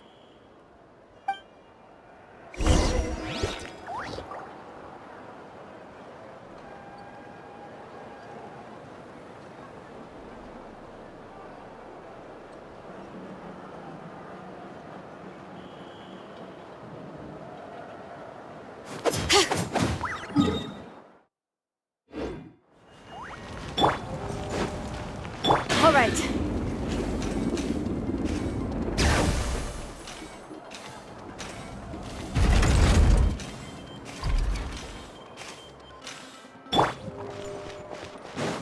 All right.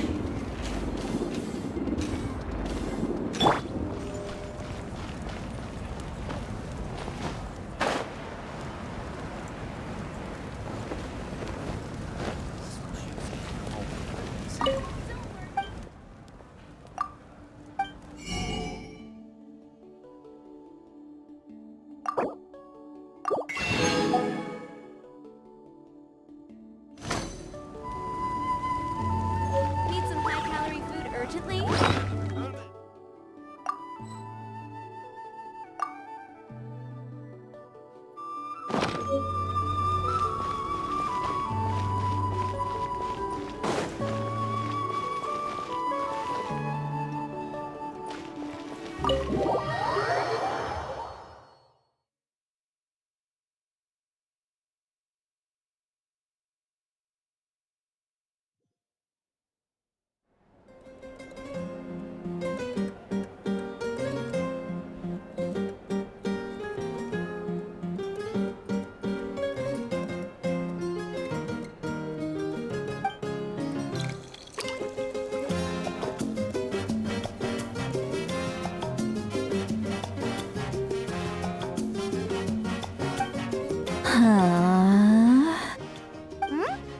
What are you looking at? Do you see two people standing by the door?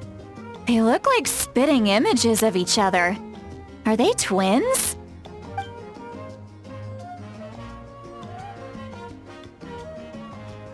But Paimon only sees one person there. Huh? How could that be?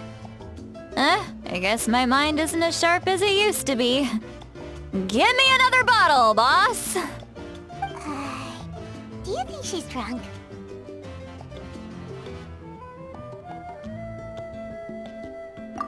There you go, miss. Oh my, it's not every day you get to see Granny Itzley here with some friends. Not to mention ones who've made a huge name for themselves recently.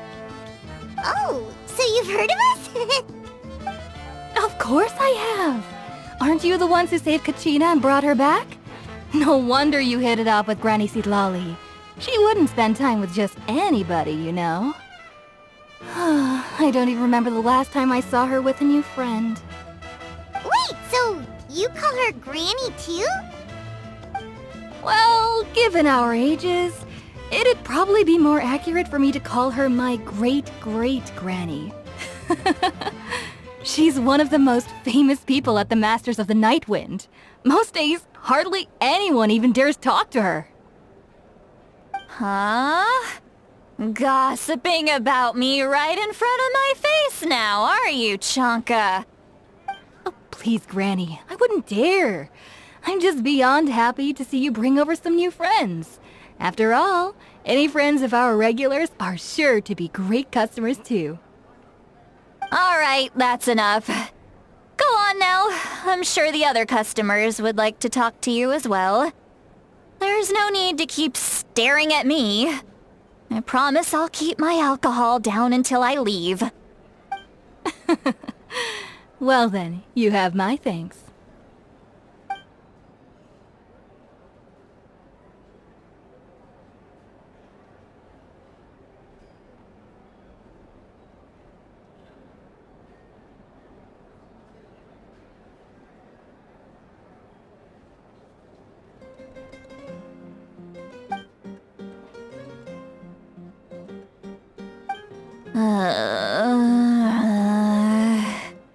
Seat Lally? Seat Lally? Who's that? You got some gall calling me by my first name. Let me guess. You want to test your skills against Granny Eatsley, don't ya? Are you still with us, Seat Lally? You're kinda talking to no one. You chumps come around here, picking fights with me? Well, you know what happens next. You lose, and then run off home to tell everyone about how I'm this big scary bully. It's always the same story. You brats start it, I finish it, and then I end up with the reputation of being some kind of terrible monster among the shamans.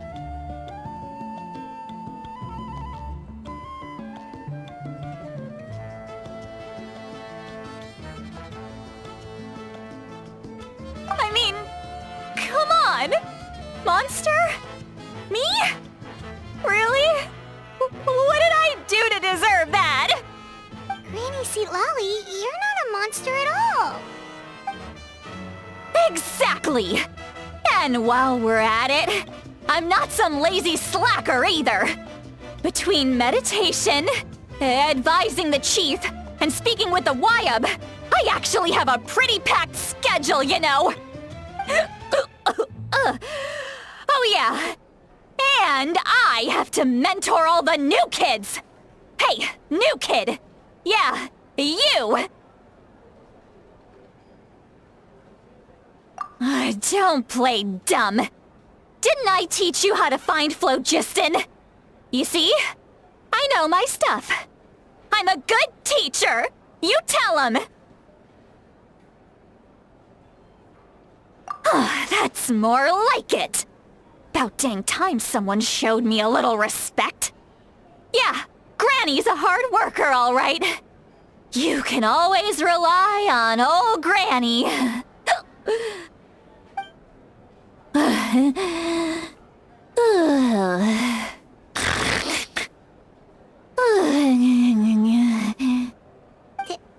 Did she just fall asleep with her eyes open? Oh, jeez.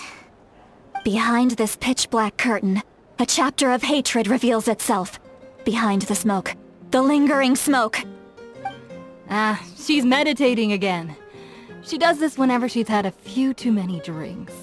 Her mind's actually racing at this point. It's quite the opposite of sleep. Is this another specialty of the Masters of the Nightwind?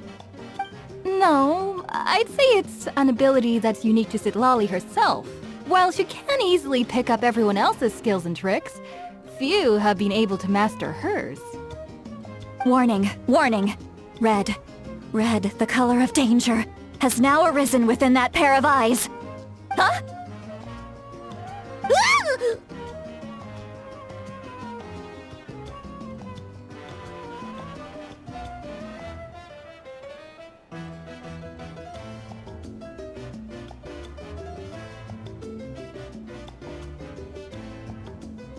Traveler?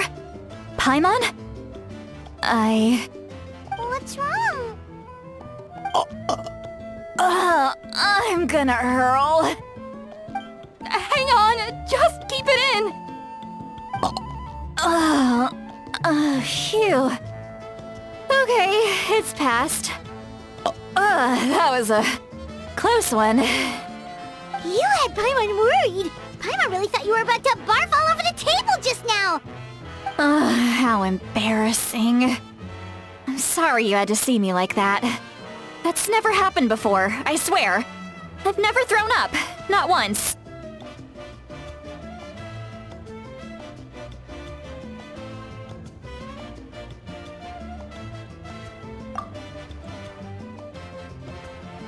Are you feeling okay? Want to take a quick walk and get some fresh air?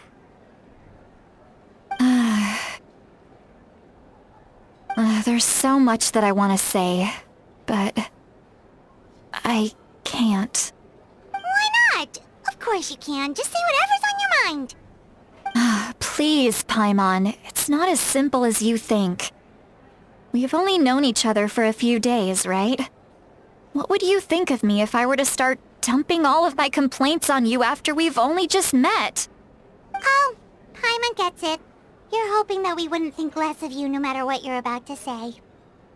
No, that wasn't my point at all! Seriously, don't you youngsters know anything about shame? I'm talking about shame! I've lived all these years and still can't get rid of it! Surely, you know the feeling too? Actually, about that. Huh? Tell me what? Yeah, this is as good a time as any.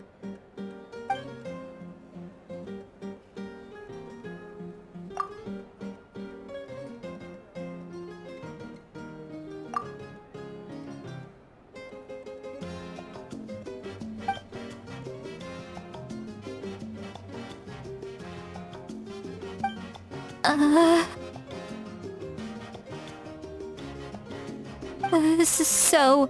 You heard my... It's okay, Sweet Lolly. You had every right to complain about those things. I can't take it anymore! Why do these things happen to me? Hearing me mumble under my breath is one thing, but hearing what I mumble in my own head? That's too much! It's just like when you're rolling on the floor in your pajamas, but you forget to lock the door, and someone bursts in to deliver cabbages and sees the whole thing!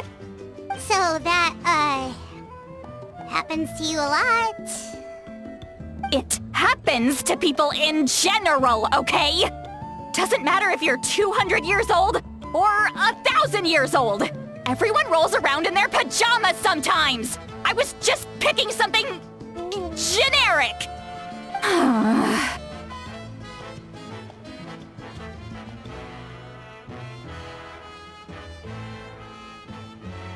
Take a walk with me. I have things to share with you. Looks like she's completely given up. Like those criminals who just confess everything and accept their fate.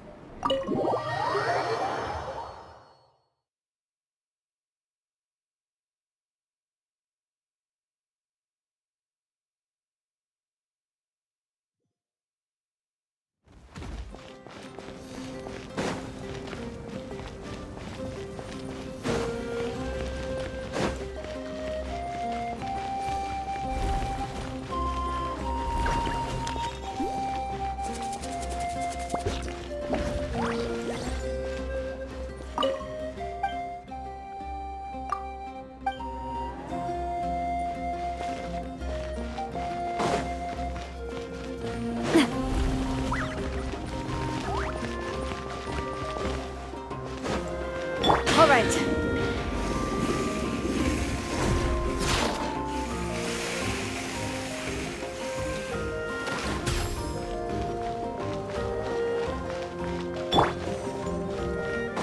All right.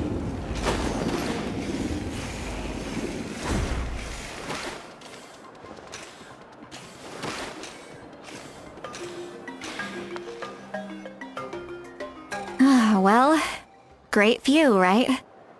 I love coming here by myself. Wow, it's beautiful! You're making me want to cry. Oh no, what do we do? Please don't cry! I was an expression, okay? A figure of speech. I'm just... embarrassed. Here you are thanking me. Even after you helped me all this time. Let's just have a casual conversation. It's easiest that way. Really? You don't seem like the kind of person who keeps things casual. Well, I guess I used to be more of a stickler for the rules. And you're right, I don't usually open up to the people of my tribe like this. I'm just an eccentric old hag to them. That story's been passed down so long. It might as well be true. But you're just a regular person. The kids of my tribe would have a heart attack if they heard you say that. Granny Eatsley is a powerful figure. Be careful around her. That's what they'd say. Well, you are powerful. Are they afraid of you? Some are. Others are mad I always come out on top. A few decades like that, and people stop knowing how to deal with you. What about you? Are you scared of me? We don't find you scary at all. That's because you're not from my tribe. You don't know how many delusions of grandeur I've destroyed just by existing. I make people realize that no matter how hard they work, they'll never become a living legend like me. Oh, not to brag or anything. Maybe it's hard to believe. Just pretend I never said anything. We believe you. Shilonen has full faith in your abilities, and Auroran didn't seem scared of you. He thinks of you as his granny, right? Yes, but Auroran's a special case. Mawika already told you about her plan. And you've given so much help to Auroran and me. You deserve to learn the full truth. Auroran's not like other people. As I mentioned, he was abandoned as a child. The reason being, his soul is incomplete. The Masters of the Nightwind view this as a bad omen, capable of bringing about illness and misfortune. No one knows who his parents were. He was just left on a rock in the wilderness. It's a miracle he wasn't devoured by some wild beast. The Masters of the Nightwind believe they can see human souls, and in Auroran's incomplete soul, they saw a possibility for Natlan. A possibility to turn Auroran into a vessel for lost souls.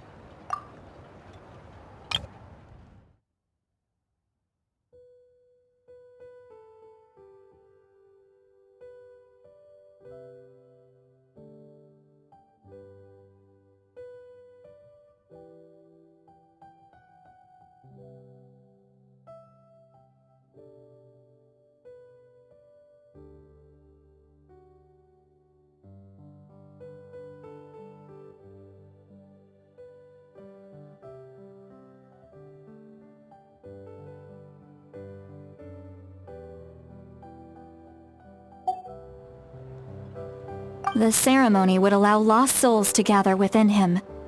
Auroran would then be sent to the Night Kingdom to return the souls to their rightful place, strengthening the ley lines and completing the ceremony. Wait, that doesn't sound right. Now you see the problem. When damage occurs to the Night Kingdom, The souls held within disperse and remain adrift, unable to find a way back to the ley lines. This loss of souls damages the Night Kingdom even further. The ceremony can send back countless souls at once, which would benefit the Night Kingdom and the souls themselves. Of course, the vessel, Auroron, would be sacrificed in the process. I wasn't surprised the chief at the time came up with the plan. The ley lines were already in a terrible state. A suitable candidate for the ceremony appears, and now you have the chance to make things better. Of course you're going to take it. When the chief asked for my opinion, I didn't give my approval, but I didn't object either. So they went ahead with the ceremony. It failed, and Auroron escaped with his life. Pathetic, isn't it? By not objecting, I basically gave them the go-ahead. Maybe they didn't have my explicit approval, but it's not like I did the right thing. If the ceremony was successful, Auroron would probably be dead. Of course, in my tribe, death is rarely something to fear. But what kind of message would we be sending by sentencing a newborn to death? By using a human life as a tool? It's not right. So, when I learned the ceremony had failed, I was ashamed by my inaction, and absolutely relieved by the result. The plan was never a secret. Or, I guess I should say, there was no point to keeping it a secret. A simple investigation from Auroron would reveal everything.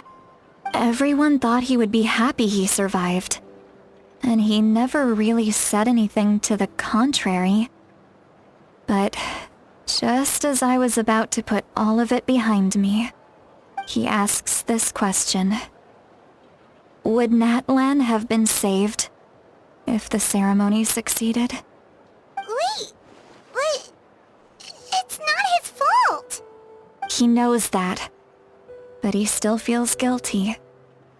Auroron has a strong ability to perceive souls, more than any of us.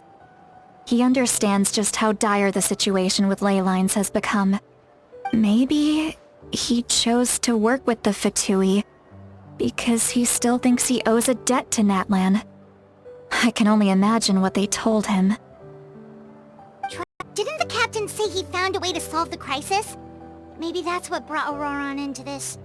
Anyway, we can't just let things go on like this. We have to convince him to come back! You don't look so good, Sweet Lolly. Maybe you should head back and get some sleep. Probably drank too much. It's okay. The fresh air is doing me good. Okay. Forget that. I need to go home. I hit it a little too hard. You've helped me so much already. How do I even begin to thank you? Hey, we're friends, aren't we? Besides, you already said you owe us a favor, so you don't need to worry about us. Good point. Well, I'll go home and get some sleep. We can figure out our next move in the morning.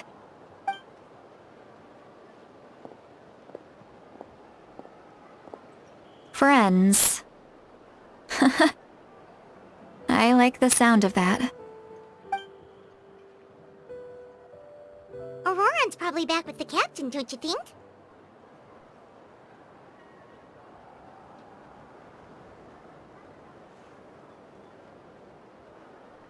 You mean about the backup plan?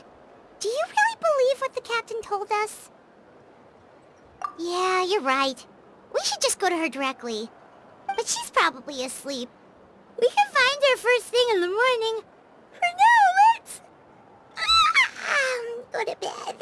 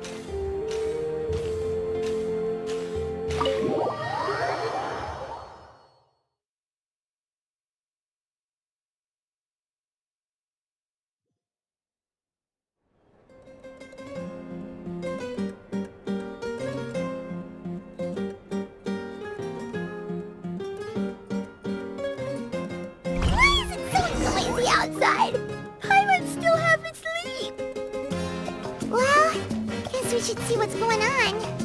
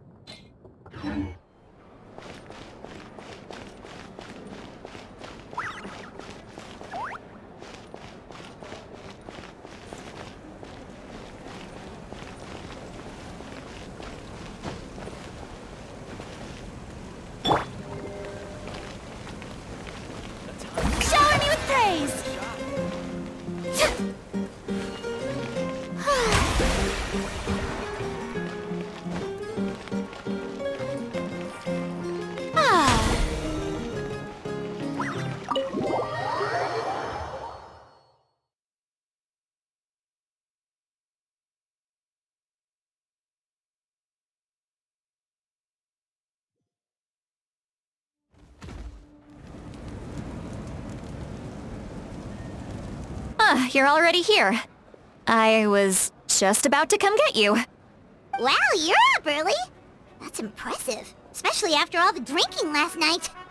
Let's not bring up last night. I'm embarrassed about the whole thing. Anyway, I was also woken up by the commotion. Looks like all the warriors from the stadium are on the move.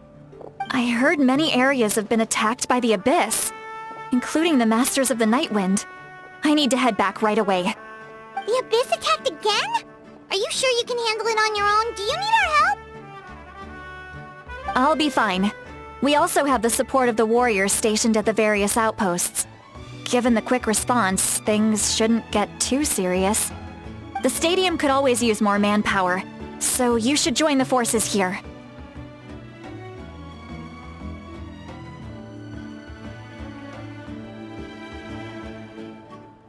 I'm done making excuses for him. He's not a child anymore. He needs to take responsibility for his actions. I was the one who vouched for him, so I need to report back to the Speaker's chamber. I'll accept however they choose to handle the situation. But I should be able to convince them to let me go back to my tribe first to deal with the attack. As for the ancient name, once we handle this crisis, I'll talk to Shilonen right away. Don't worry. I never forget a promise to a friend.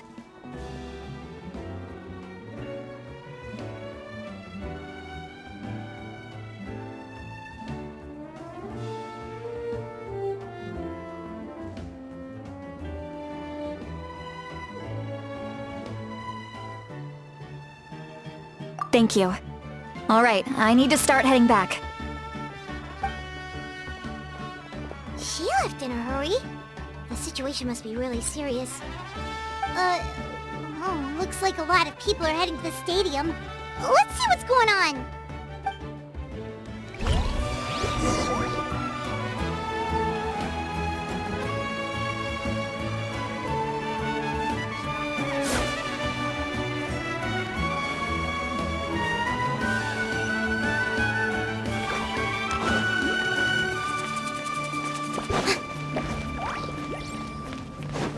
All right.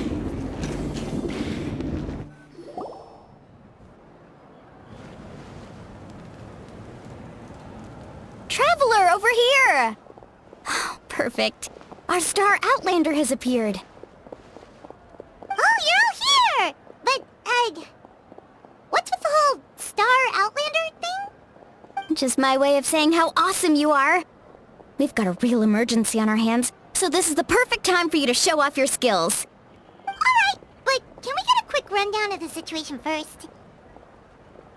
The Abyss suddenly attacked the Collective of Plenty, the Masters of the Nightwind, the Children of Echoes, and a number of our camps and outposts in the wild. Yes, and the attacks are increasing in frequency. The tribes have plenty of defenses, so they're safe for now, but I can't say the same for the adventurers and merchants stuck in the wild. Chaska and I have been searching for survivors and treating the wounded. We just got back, but we need to head out again soon. I plan on heading back to the Collective of Plenty, just in case my tribe needs me. What about you, Mulalani? Where are you gonna go? I'll go help the Children of Echoes. They're the closest, so I can start fighting right away. What about you guys? We could go together.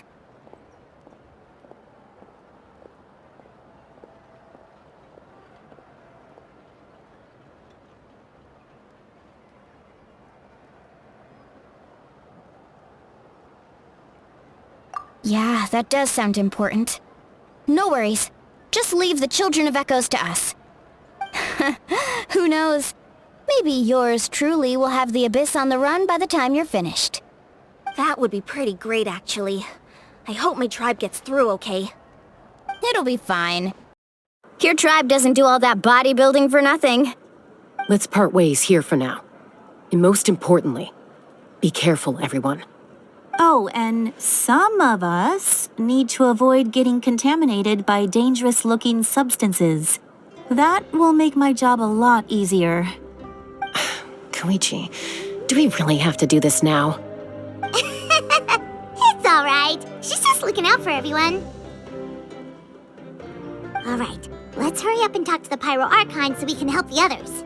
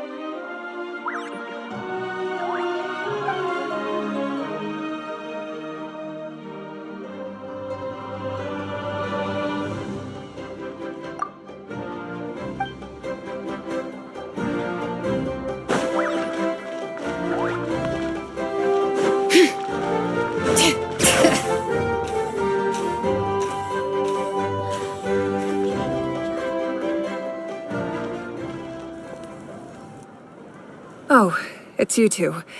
As you can see, things are not looking good right now. People across Natlan are in danger. Look, I'm very interested in your recent adventures, but this is not a good time. so we'll have to keep our conversation short. That's all right. We're also in a hurry. We're gonna go help the Children of Echoes after this. What?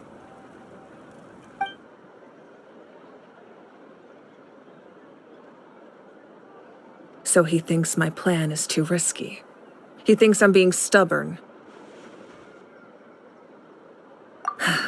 I shouldn't underestimate the Fatui's ability to gather intelligence. The Gnosis does have that function, but there's more to the story.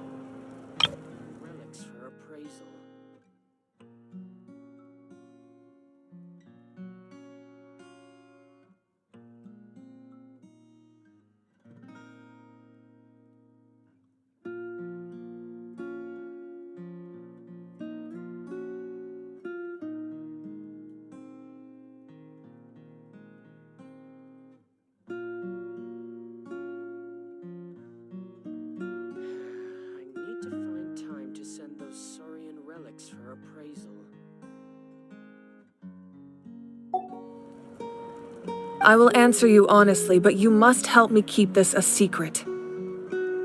I can use the power of the Gnosis to save Natlan, but it comes at a heavy price.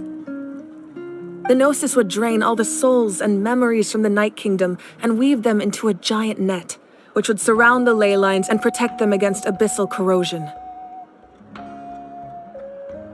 Wait, you can use souls to weave a net? But does that mean... Yes.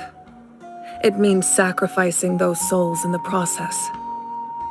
Souls are just another form of life. The cruelty of this method is self-evident. The Night Kingdom not only houses the souls of the dead, but also our memories and legends. Using the Gnosis means converting all three into material for the net, erasing our history and culture. Even then, the net can still become corroded. If we cannot find a way to repair the damaged ley lines before that happens, then all those sacrifices are for nothing. Given the enormity of the price, it's a solution I refuse to consider right now. I want us to win, but I also care about how we win, and what that means for us in the end. Now it's true, both plans come at a risk, but after weighing our options, this is our best bet.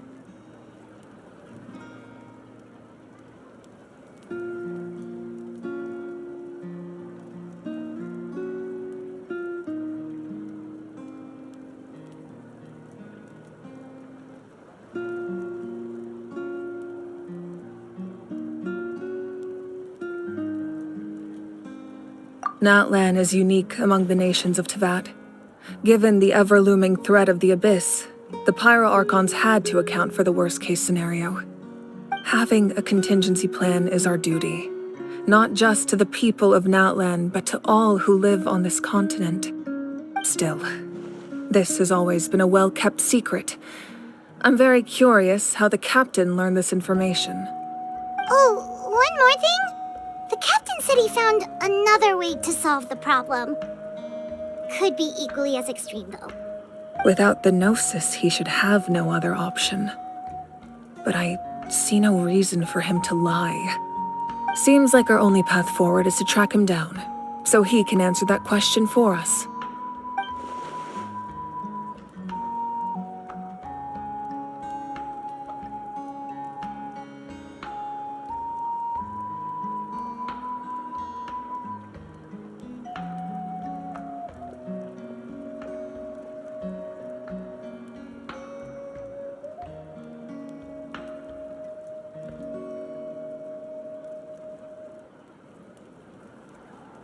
Judging by your expression, you must have doubted me, even if just for a second.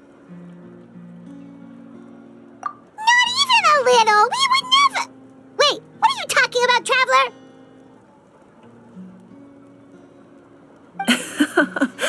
Just as expected. I appreciate your sincerity.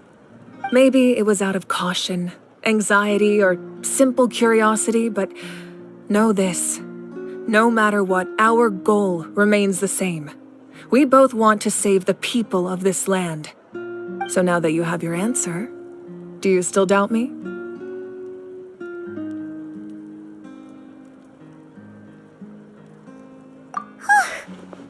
scared, Paimon. You've really got a lot of guts, Traveler. That's a good thing. Oh, and feel free to call me Mawika. It's what all my friends call me, and I like it that way. As for the captain, the intelligence officers we assigned to the Fatui should be back soon. We'll get our answer then. That's great! Sounds like we just have to wait a little longer.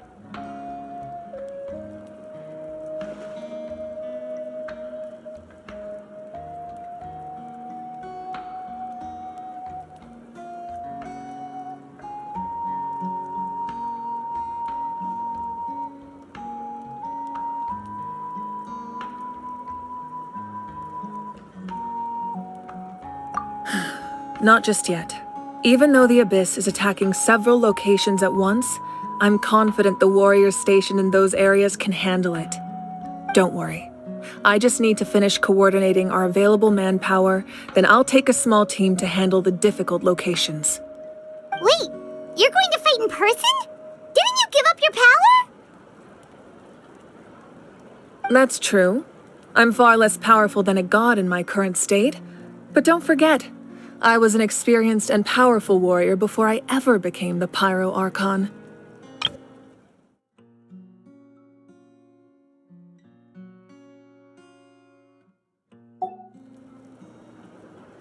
No matter how you look at it, my duty is on the front lines.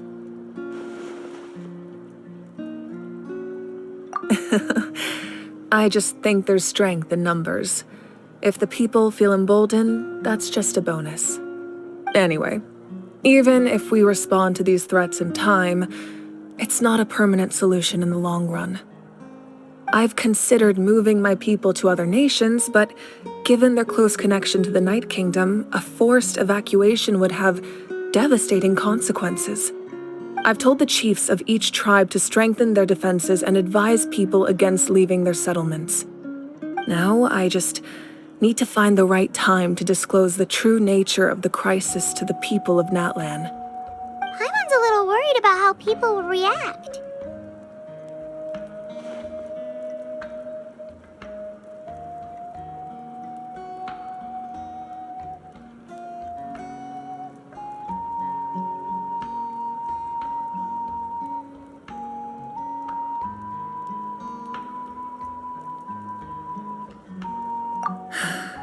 Yes, but that won't be the only response. In any case, that's for me to worry about.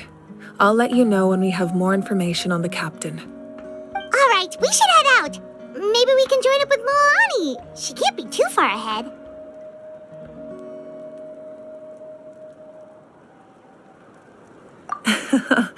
No need to worry about me.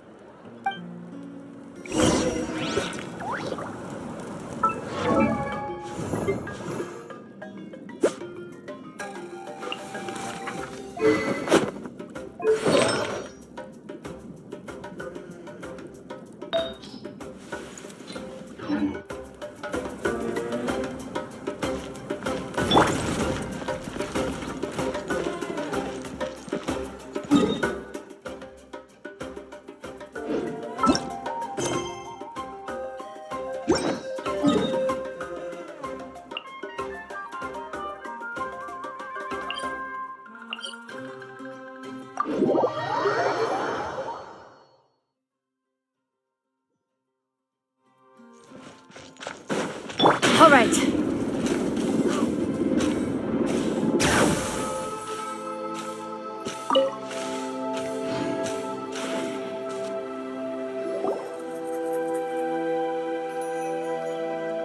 Quick, over here! To safety!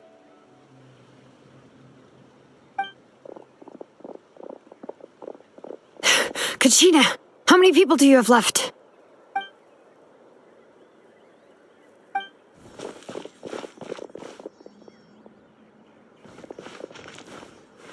What's the situation? There's a trapped caravan that needs our help. We need to rescue them as soon as possible. We'll go together.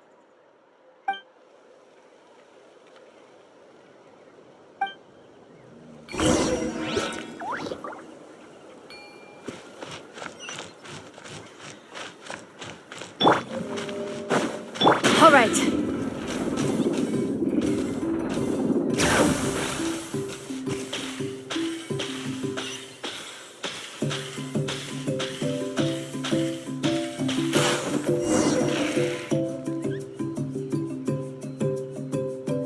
Stay safe. We've got this.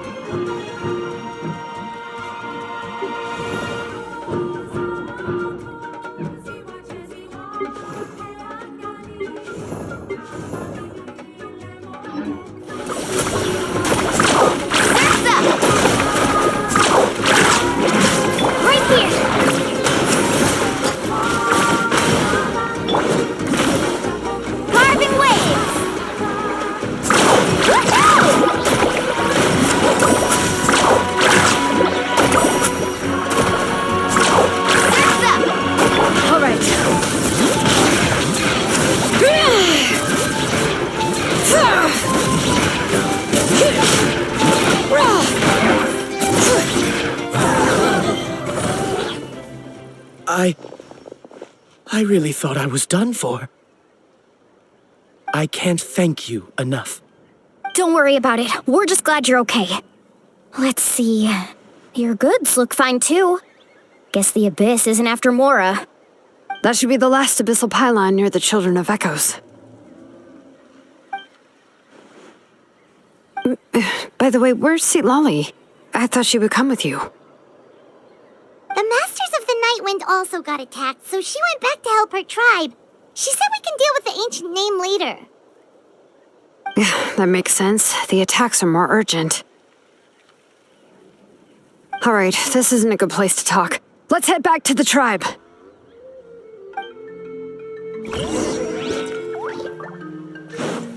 Alright.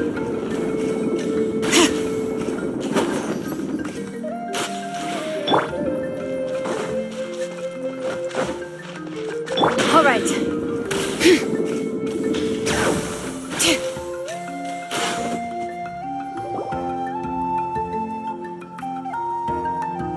Looks like a few people were hurt after all. Oh, I should have got here sooner. The Abyss threw a lot at us at once. I rushed out as soon as I heard the alarm, and there were already so many monsters. Before long, Kachina brought over a whole group of warriors, and just like that, we destroyed several pylons as a team.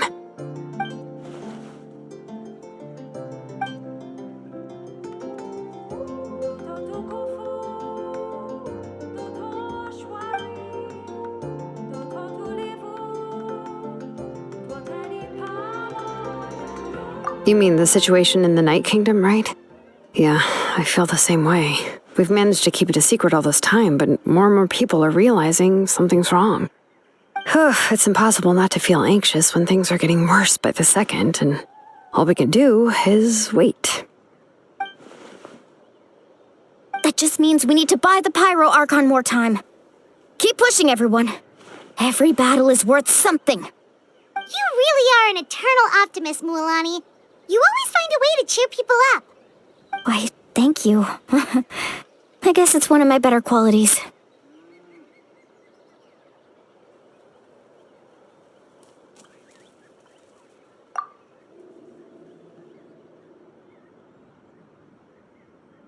So, specifics aside, the Pyro Archon confirmed the Gnosis can resolve the crisis, but it comes at a huge price. And somehow the captain finds out about it, goes to fight the Pyro Archon, and calls her out for having a solution but refusing to use it. Honestly, if he has the same information as us, I can't really blame him.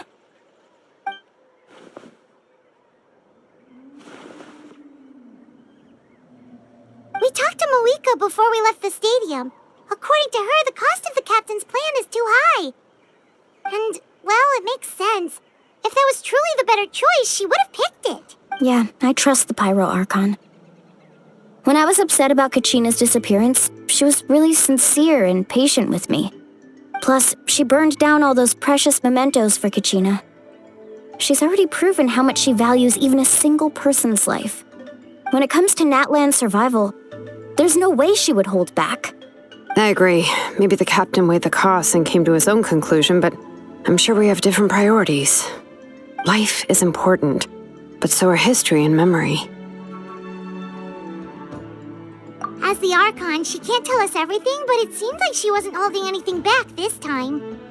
The next question is, if the captain found a new way to save Natlan, how come the Pyro Archon has never heard of it?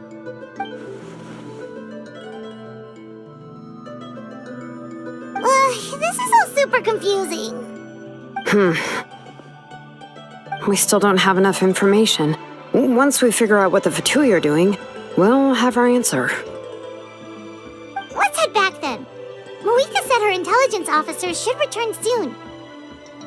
With how many Fatui there are, someone's bound to give something away. Sounds good. I have a few theories of my own. With a bit more information, we just might get to the bottom of the whole thing.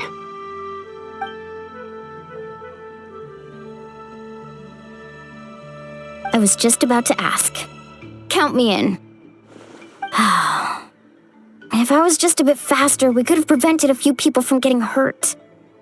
People who could help us in the next battle. It's all a chain reaction. Register? Nah. I'll just follow you around. You know, go where you go, do what you do. You got it. I just don't want to make the trip back. It's so far. All right. See you all later. Let's get together and celebrate once this is over. Oh, you betcha!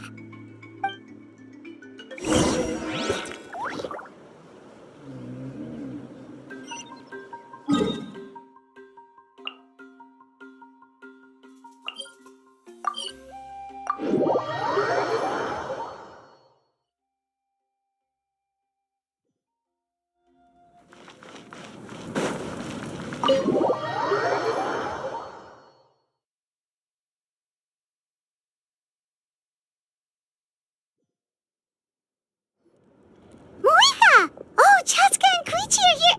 Wait, are you okay, Koichi? I'm fine. No need to worry. They ran into the Fatui while out on a mission and decided to follow them. The Fatui?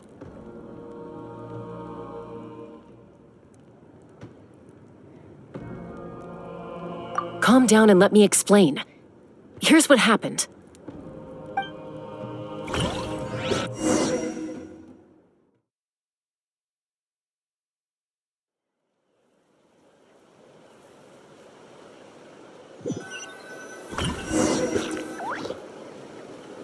Watch out. It's the Fatui. Were they attacked by the Abyss? No, wait. It looks like they're protecting a group of travelers. Over there. Do you see? You're right. That's a traveling group from Natlan. Could they be trading for something? Let's keep observing for now. We're glad you're okay. Given the appearance of abyss monsters all over Natlan, you should cancel your journey and seek shelter at the stadium or one of the tribes. Thank you so much. I wish there was something we could give you.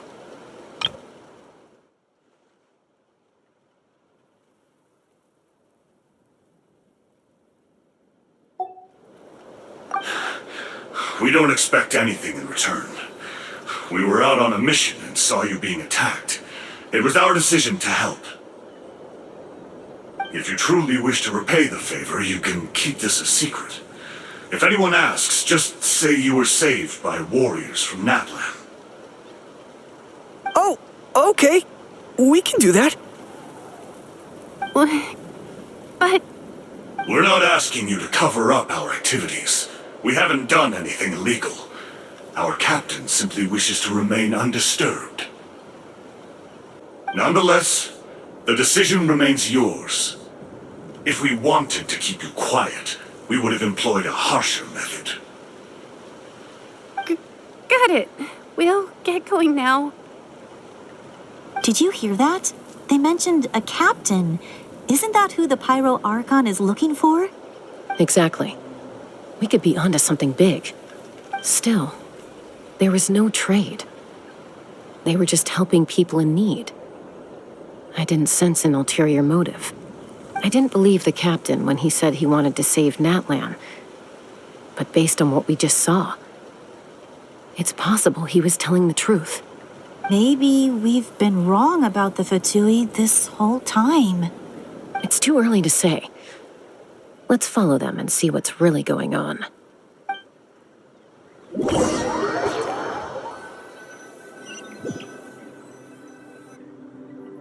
So this is where they were headed. Looks tricky. It's heavily guarded on all sides.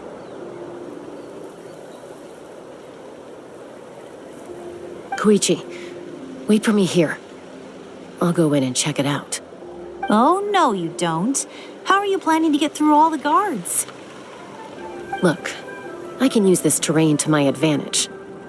With our tribe's special way of getting around, I doubt they'll see me coming. We still can't see anything on the inside. What if you can't find cover? You won't have anyone to watch your back if you go in alone. The more heavily guarded the location, the more valuable the secrets.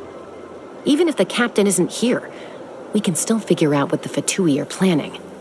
That intel is worth the risk. Fine. You're not gonna listen to me anyway, so let me come with you. That's even more risky. You've been running around saving people for days. You're already at your limit. I'm confident I can protect myself. I'm not sure you can say the same. At least right now. I can. You really believe that? Fine, don't believe me. But you can't honestly tell me infiltrating a heavily guarded Fatui hideout all on your own sounds more reasonable. You know, growing up, even if I insisted on doing something, it never gave you any trouble. I'm not sure you can say the same. All right. If we start arguing, this will never end. We can't let this opportunity go to waste. Guess that means I win. Don't worry, you're not the only capable young person from our tribe. I can handle this. All right, same plan as usual. We split up, communicate with hand signals, make sure our blind spots are covered, and support each other once we strike. Got your ropes? Yeah, let's go.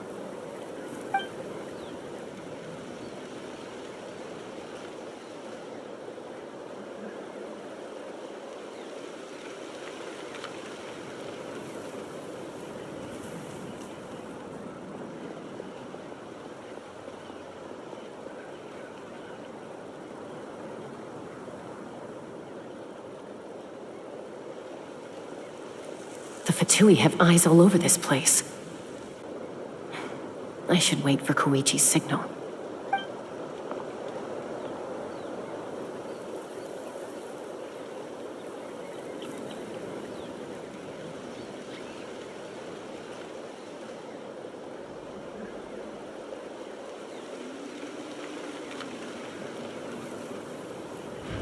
Now.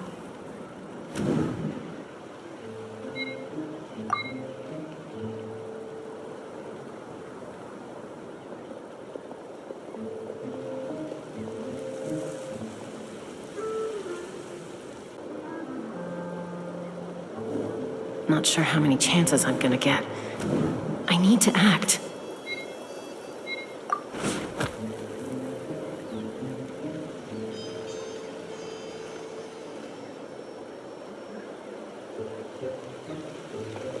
Good. I made it without getting caught. I should get to that platform over there. But it's guarded by the Fatui. Koichi should have line of sight. I'll wait for her signal.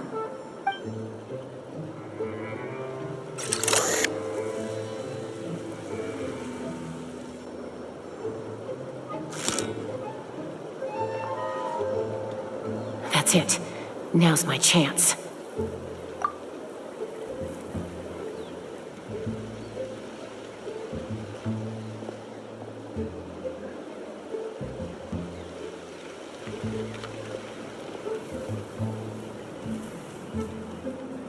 It's no use staying in one place.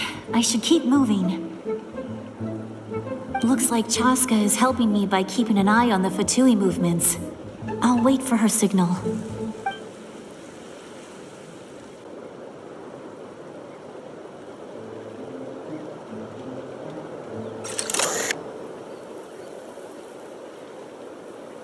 Time to move.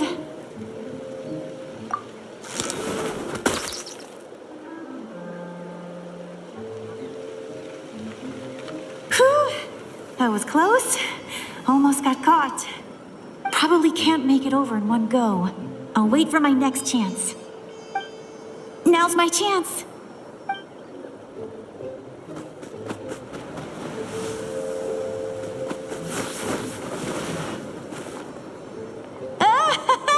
I made it! That'll show my sister. Let's see. The Fatui's occupying all the best locations. If we could just get past them somehow. Wait! I've got it!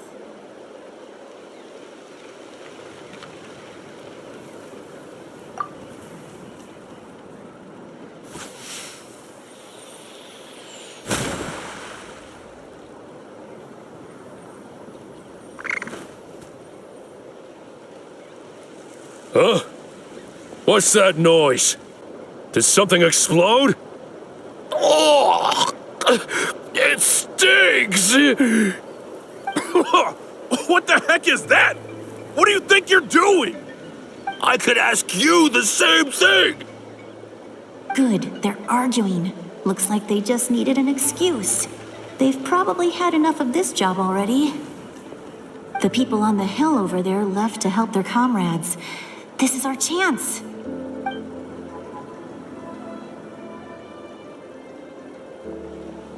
Come get me, Chaska. I hope she gets this hand signal. That's Koichi's signal. Smart idea. Alright, time to move. Give me your hand, quick. Coming!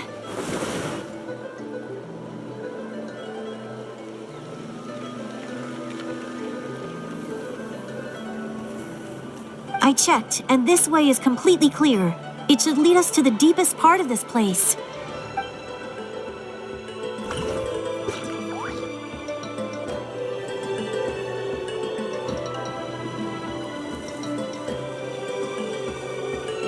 Well, I was pretty helpful, right? You know, everyone usually jumps at the chance to work with me. Not my own sister, though. No, she avoids me like her life depends on it. I was wrong, Koichi. You've done well. Wait, you're just gonna admit it? Now I look like the mean one. Let's focus on the task at hand. We're in the heart of enemy territory. The more time we waste, the more dangerous this becomes. All right. If you're not gonna take the bait, then I'll drop it. Looks like the Fatui are here to dig something up. I'm surprised they mobilized this many people. I doubt it's because they're interested in our culture and history. It seems like they're looking for a dragon relic called the Source Mechanism. The device is ancient. Barely any information survives to this day. And even people from Natland don't know how to use it. Why would this be the Fatui's target? Not bad. Looks like it's in good shape. This should be what our Lord's looking for. Took us long enough. Come on, let's get this thing back. Back? Back where? Should we keep following? You really want to keep going? Of course. We make a good team, don't you think? No reason to stop now. What was that sound? Uh-oh. We've been spotted. Time to go.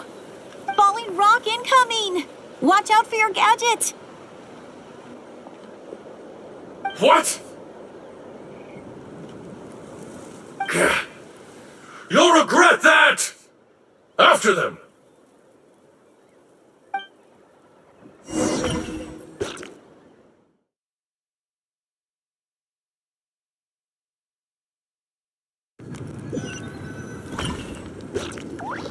Once we got them off our tail, we went back to observe some more. They'd collected several identical pieces of something.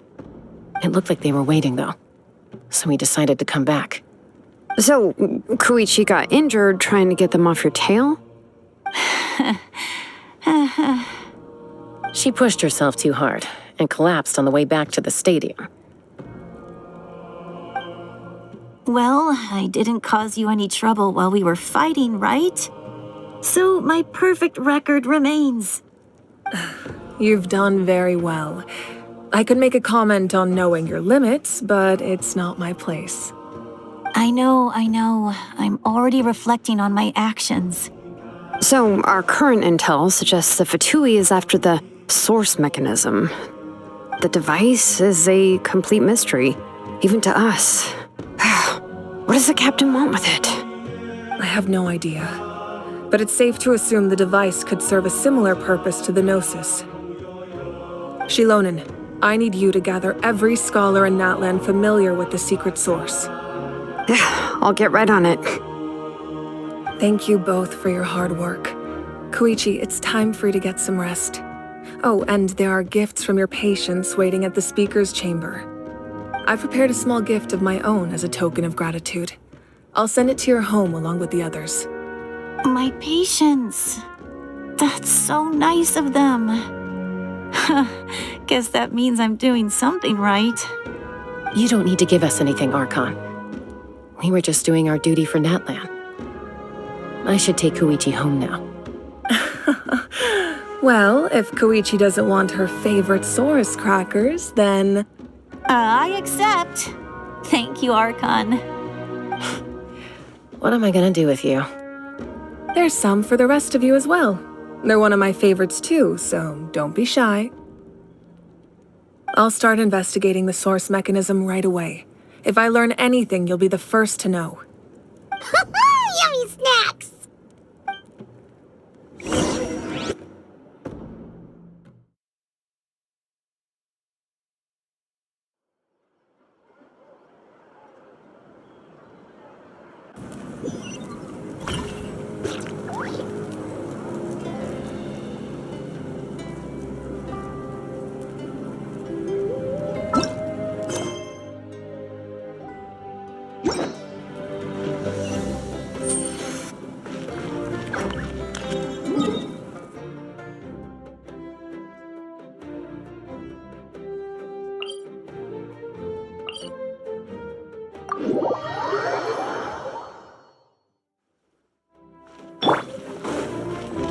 All right.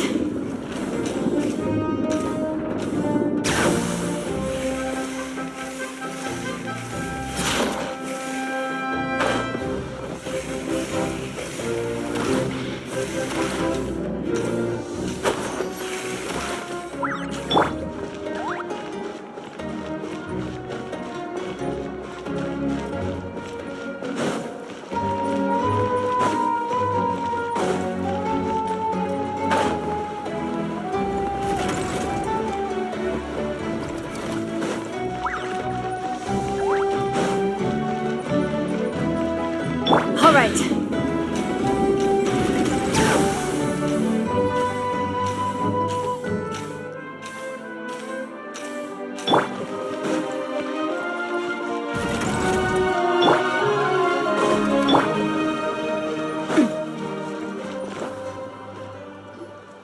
What's next for you two? I'm taking Koichi home. With our parents there to keep an eye on her, I can make sure she actually rests. Hey, it's not like I'm some kind of prisoner. I'll be fine in a day or two. There's no need to go all the way home. That's what you always say. Everything's no big deal until you collapse. What if the Abyss attacks again? You're saying if I let you rest in a hotel, you're not gonna rush out the minute you hear the alarm? I won't. Triple promise I won't. Mm-hmm. Fine. On the off chance something like that were to happen, I might. But I'm a doctor. I have a duty to help people in need, no matter how hard or tiring the work gets.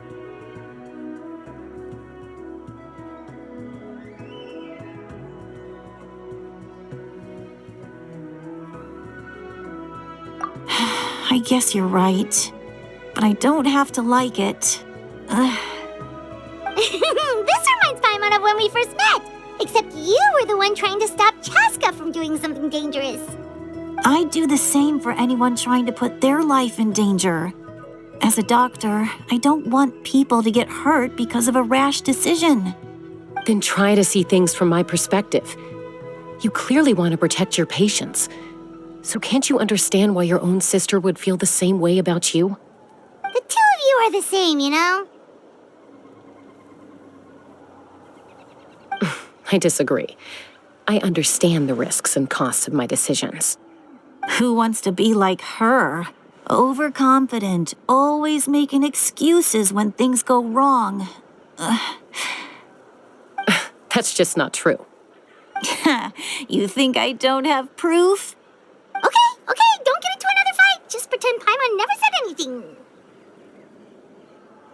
Don't worry, Paimon. You didn't do anything wrong. Arguing is just how we communicate.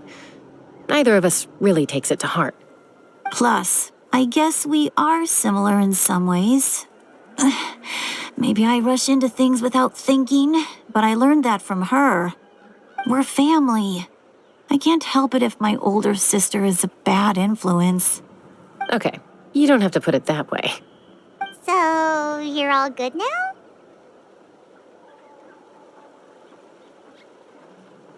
Neither of us are really the type to back down, so we'll always have our differences.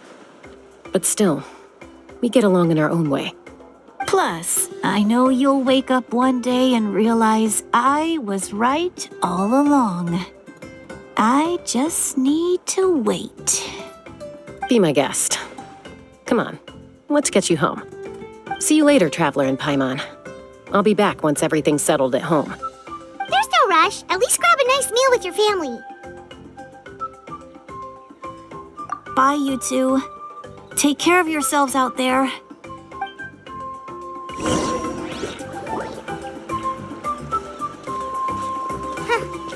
Those two will probably make up for real at some point, right? Well, we've learned a lot. Let's go over everything that we know so far.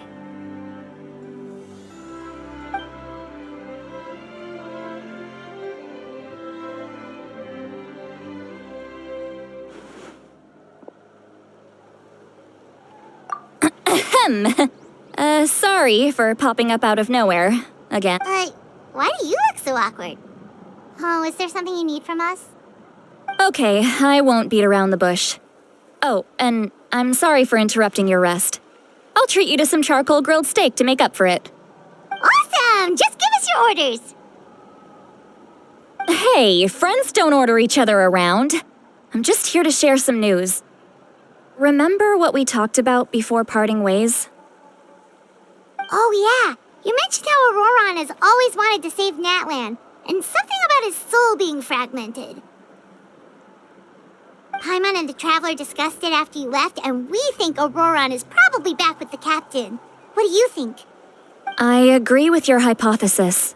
And just now, I confirmed it myself. Auroron came back. He helped the Masters of the Nightwind defend our camp. What? He came back? I told him to give up whatever he's doing, but he refused. He said they're just one step away from success, so there's no way he can back out now. Apparently, he came back to fulfill his duty to our tribe. When he left, he said it was because he still has a duty to Natlan as a whole. I'm surprised you let him go at all. I had to prioritize my tribe. Besides, the situation was intense. I couldn't focus on outside and inside threats at the same time. Plus, he was on guard. He knew I would try to go after him, so he made sure to keep his distance. I kept an eye out for a good opportunity, but it never came. All these years of calling me Granny, and I couldn't do a single thing for him in the end. Don't say that! Your tribe all raised him together, right? That couldn't have been easy. You're right. Seeing him come back reminded me of when he was little. Running around the tribe, dropping by random houses right and left. He's not only a child of the Masters of the Nightwind, but a child of Natlan. It's only natural for a child to want to do something for their family. Besides, Auroron is my apprentice. He might have a few tricks up his sleeve, but I guarantee I know every single one. Wait, what are you saying? Look. Remember how I said Auroron's soul is fragmented? This is the talisman I created to keep it stable. And this gem is what makes the talisman work. It just so happens that Auroron is due for a gem replacement. Since I can't get close to him, I put the new gem in a supply bag and asked Aoife to bring it to him. You guys know Aoife, right? No? Well, he's a pretty famous vet around these parts. He's always bringing me all sorts of things, and he happens to be very good friends with Auroron. Aoife doesn't know what's going on, so he agreed, no questions asked. Auroron would find the gem as soon as he opened the bag. He knows how important it is, so I knew he would make the switch. He probably suspected that I tampered with it. But here's the catch. The trick is on the bag. The moment he touched it, a portion of his memories were copied onto the old gem, which he no longer needed. That's amazing. You can do something like that?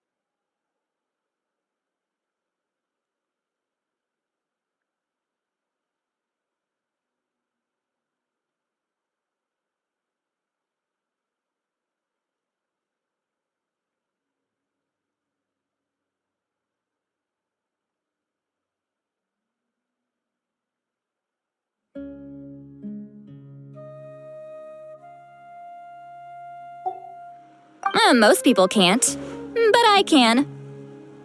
That trick he used to bring you to the Night Kingdom isn't anything special, by the way. My technique is much more subtle. He won't notice anything. So in other words, we have a whole backup of Auroron's memories in this gem. The kid thinks he can take me on? Like I wasn't the one who taught him everything he knows? That's amazing, Seat Lolly. Let's take a look right away. Once we get to the bottom of this, we can finally track him down. I know he thinks of me as his grandma, but do you think he'll get mad at me for this? You can be honest. That's a tough question. Paimon doesn't have a grandma, so she's not the best person to ask.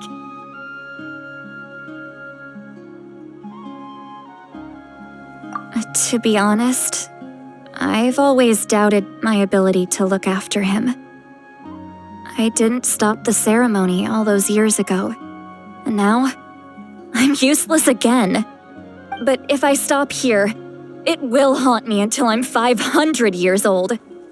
Every night I'll wake up in a fit of anger.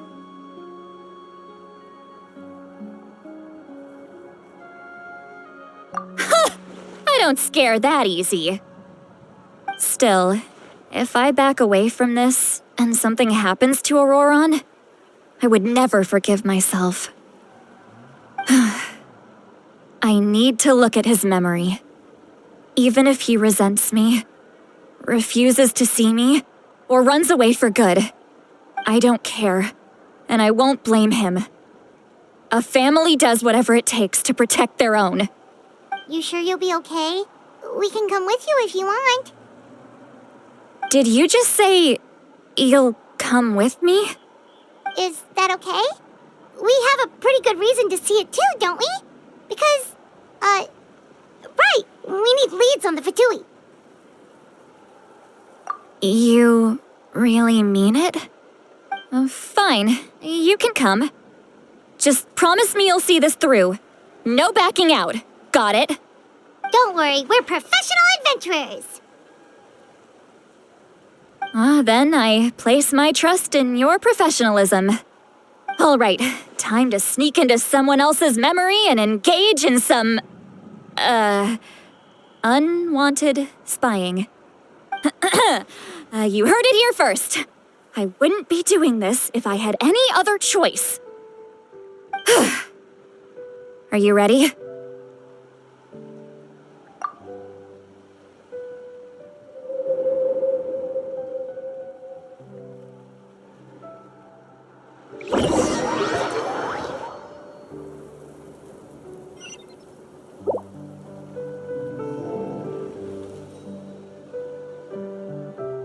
Look how good you're doing.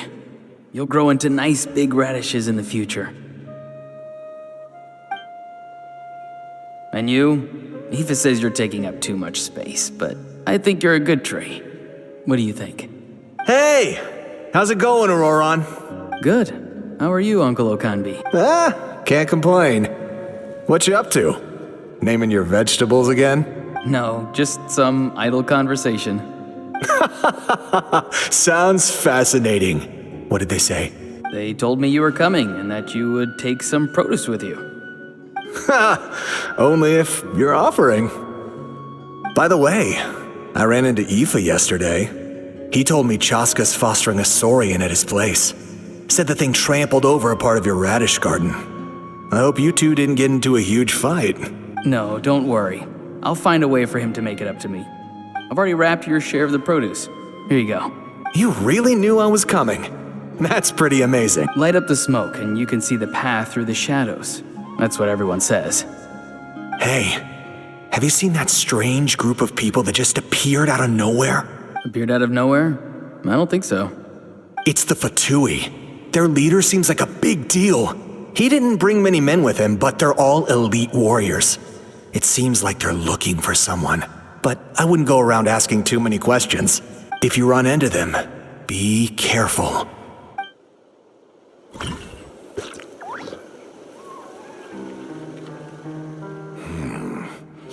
You're from the Masters of the Nightwind, are you not? Why do you live here alone? I enjoy living by myself out in the wild. I guess you're from the Fatui, the one everyone's calling a big deal. Not an inaccurate description.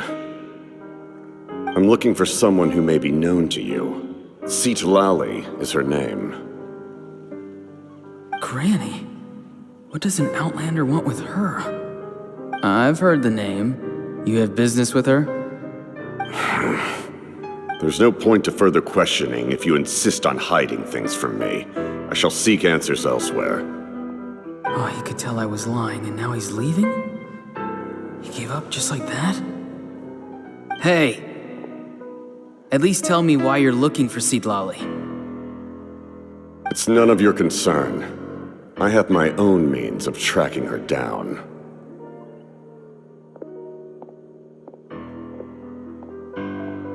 Why are the Fatui looking for her? What does she have to do with them? I can't just let them go like this. I have to figure out what they're planning.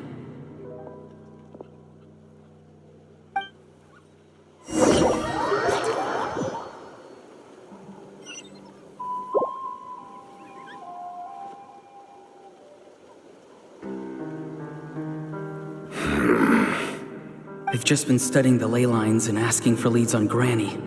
I can definitely rule out some sort of invasion. The situation has seen no true improvement. The Pyro Archon did not fulfill her promise. My lord! Ignore him. He is no threat. He knows I'm following him, but he doesn't seem to care. He's strong, I can tell. But there's something unusual about him and also familiar in some way. I can't describe it. What is it? My lord, I feel dizzy. A ley line disturbance. Certain presences have been forced to wander outside their rightful realm.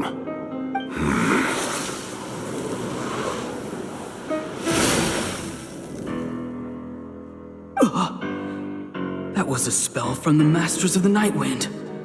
How did he know that? Is he sending those escaped souls back into the ley lines? How did he do that so easily? Soulfaring is supposed to be extremely difficult. This could be related to why he's searching for Granny. I feel much better. Thank you, my lord. Think nothing of it. Stay vigilant, and continue to gather information. The Abyss could attack at any moment.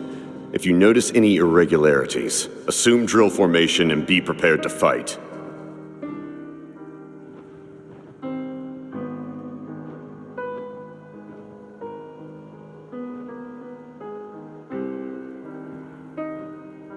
However, there's no reason to over-engage. Information is our first priority. Yes, sir. Why are the Fatui fighting against the Abyss? Do they really mean us no harm?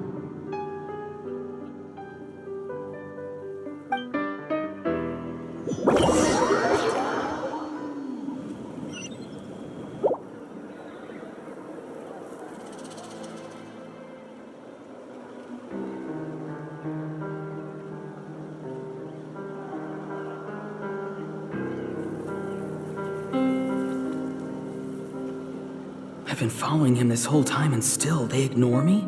Do they really not care? It seems like his subordinates referred to him as the captain. Never heard of him before. And now he's headed to the stadium. That's unusual. What is he gonna do? You two, with me. Everyone else, wait here as instructed. Send word to the other teams to retreat immediately if this fails. Yes, sir! He's going inside? But the Pyro Archon is in there. What does he want with her? Forgive me, my lord. Allow me to check one more time. Do you truly wish to do this? The time for idle observation is over.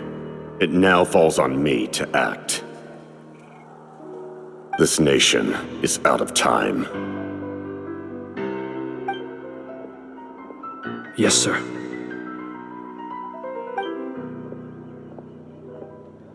He just walked straight into the stadium.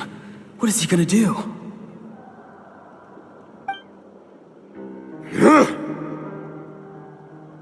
They're both incredibly strong. How long will they have to fight until someone comes out on top?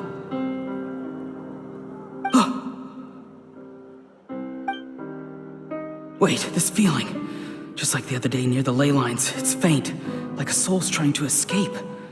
Where is it coming from? Is that why he's looking for Granny? If he dies here, then all clues will be lost. I can't let that happen.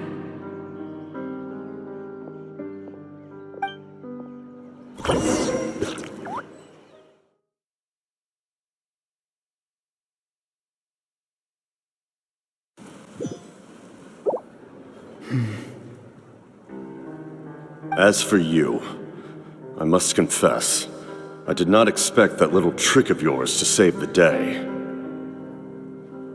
No matter how dense the fog, as long as the sun remains, we cannot turn day into night. She could have dispelled it. She simply chose not to. You don't have much time, and you're injured on top of that. What do you plan to do next? I'm beginning to see just how useful you may turn out to be. You heard something from here, didn't you?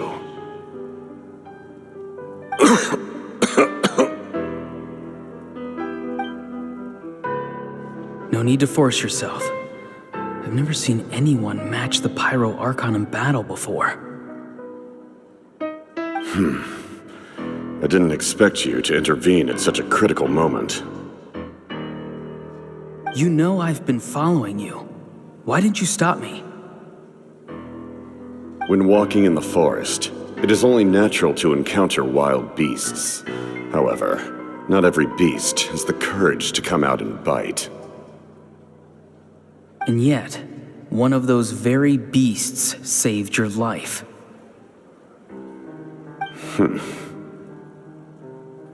Then speak. What do you want?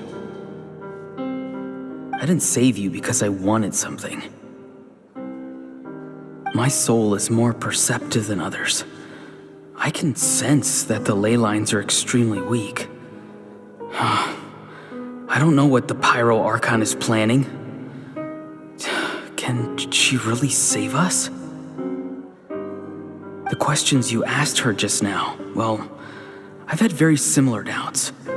So I felt like I had to help you.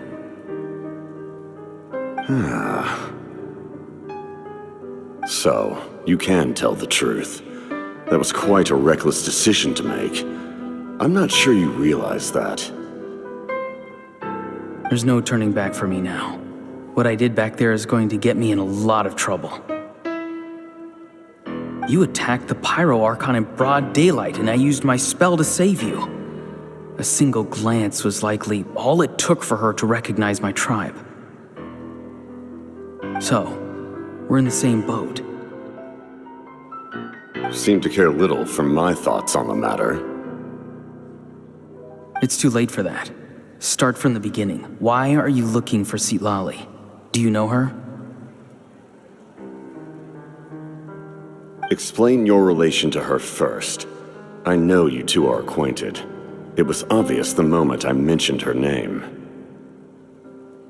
Citlali is my elder and my teacher. She taught me everything I know. It's my duty to protect her. If you truly wish to protect her, you should have let me perish at the Pyro Archon's hand. Yet, you chose otherwise. Do I really need to tell you what that means?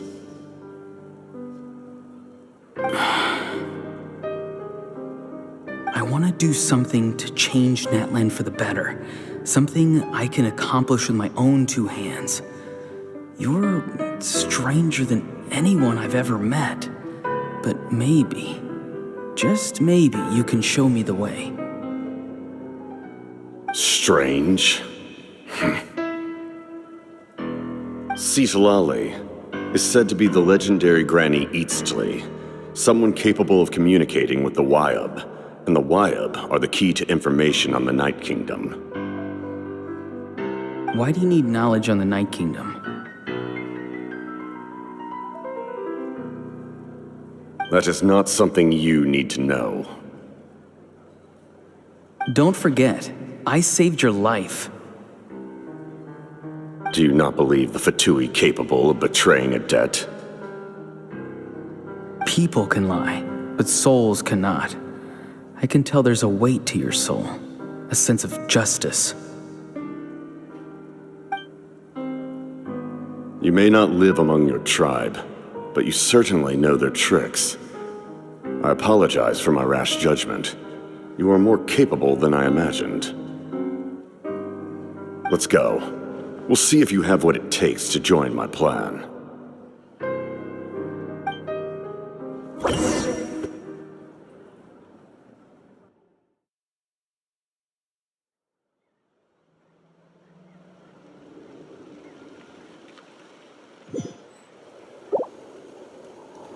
I see. Interesting approach. Worth trying, I think. Rather than weaving a net to protect the ley lines, this method would address the root problem by reconstructing the ley lines themselves.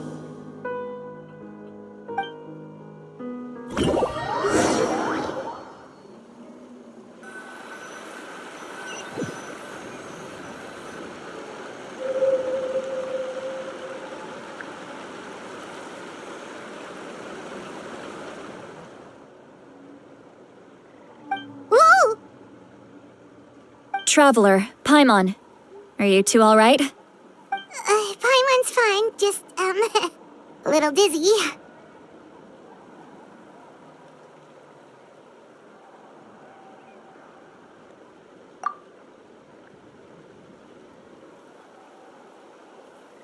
Of course.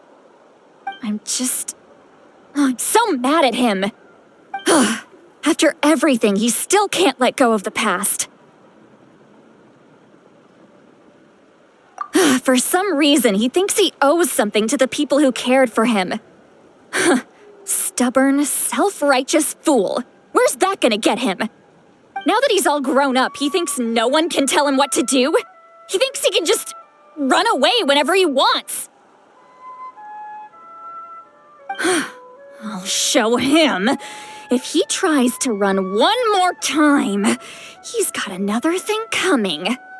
Maybe stubbornness runs in the family. Like grandmother, like grandson, as they say. Is that supposed to be a compliment? That kid's got nothing on me.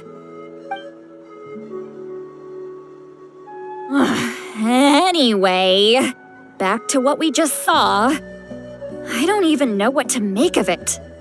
Yeah, the captain seriously wants to reconstruct the ley lines?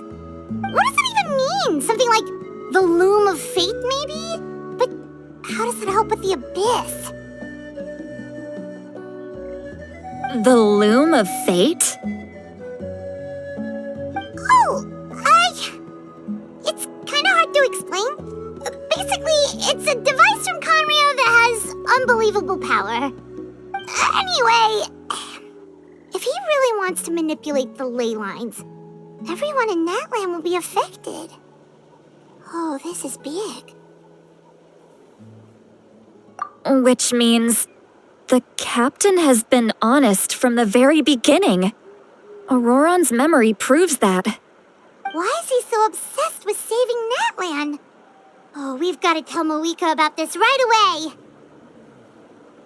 Yes, she needs to know about this. Now.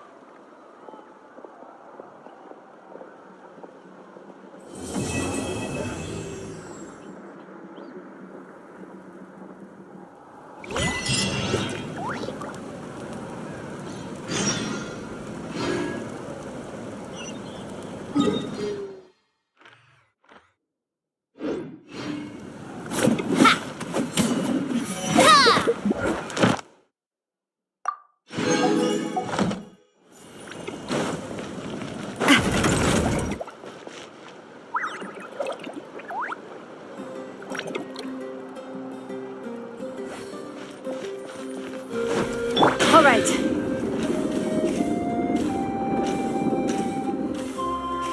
Add Astro.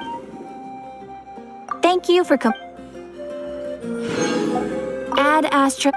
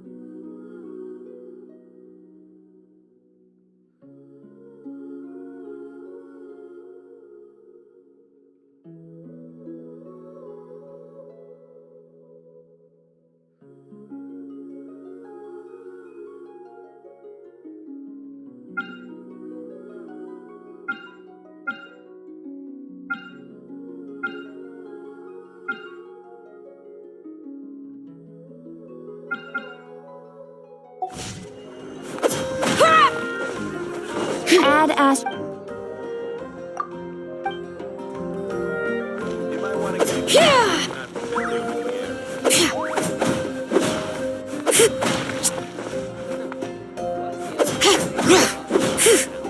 Bring it!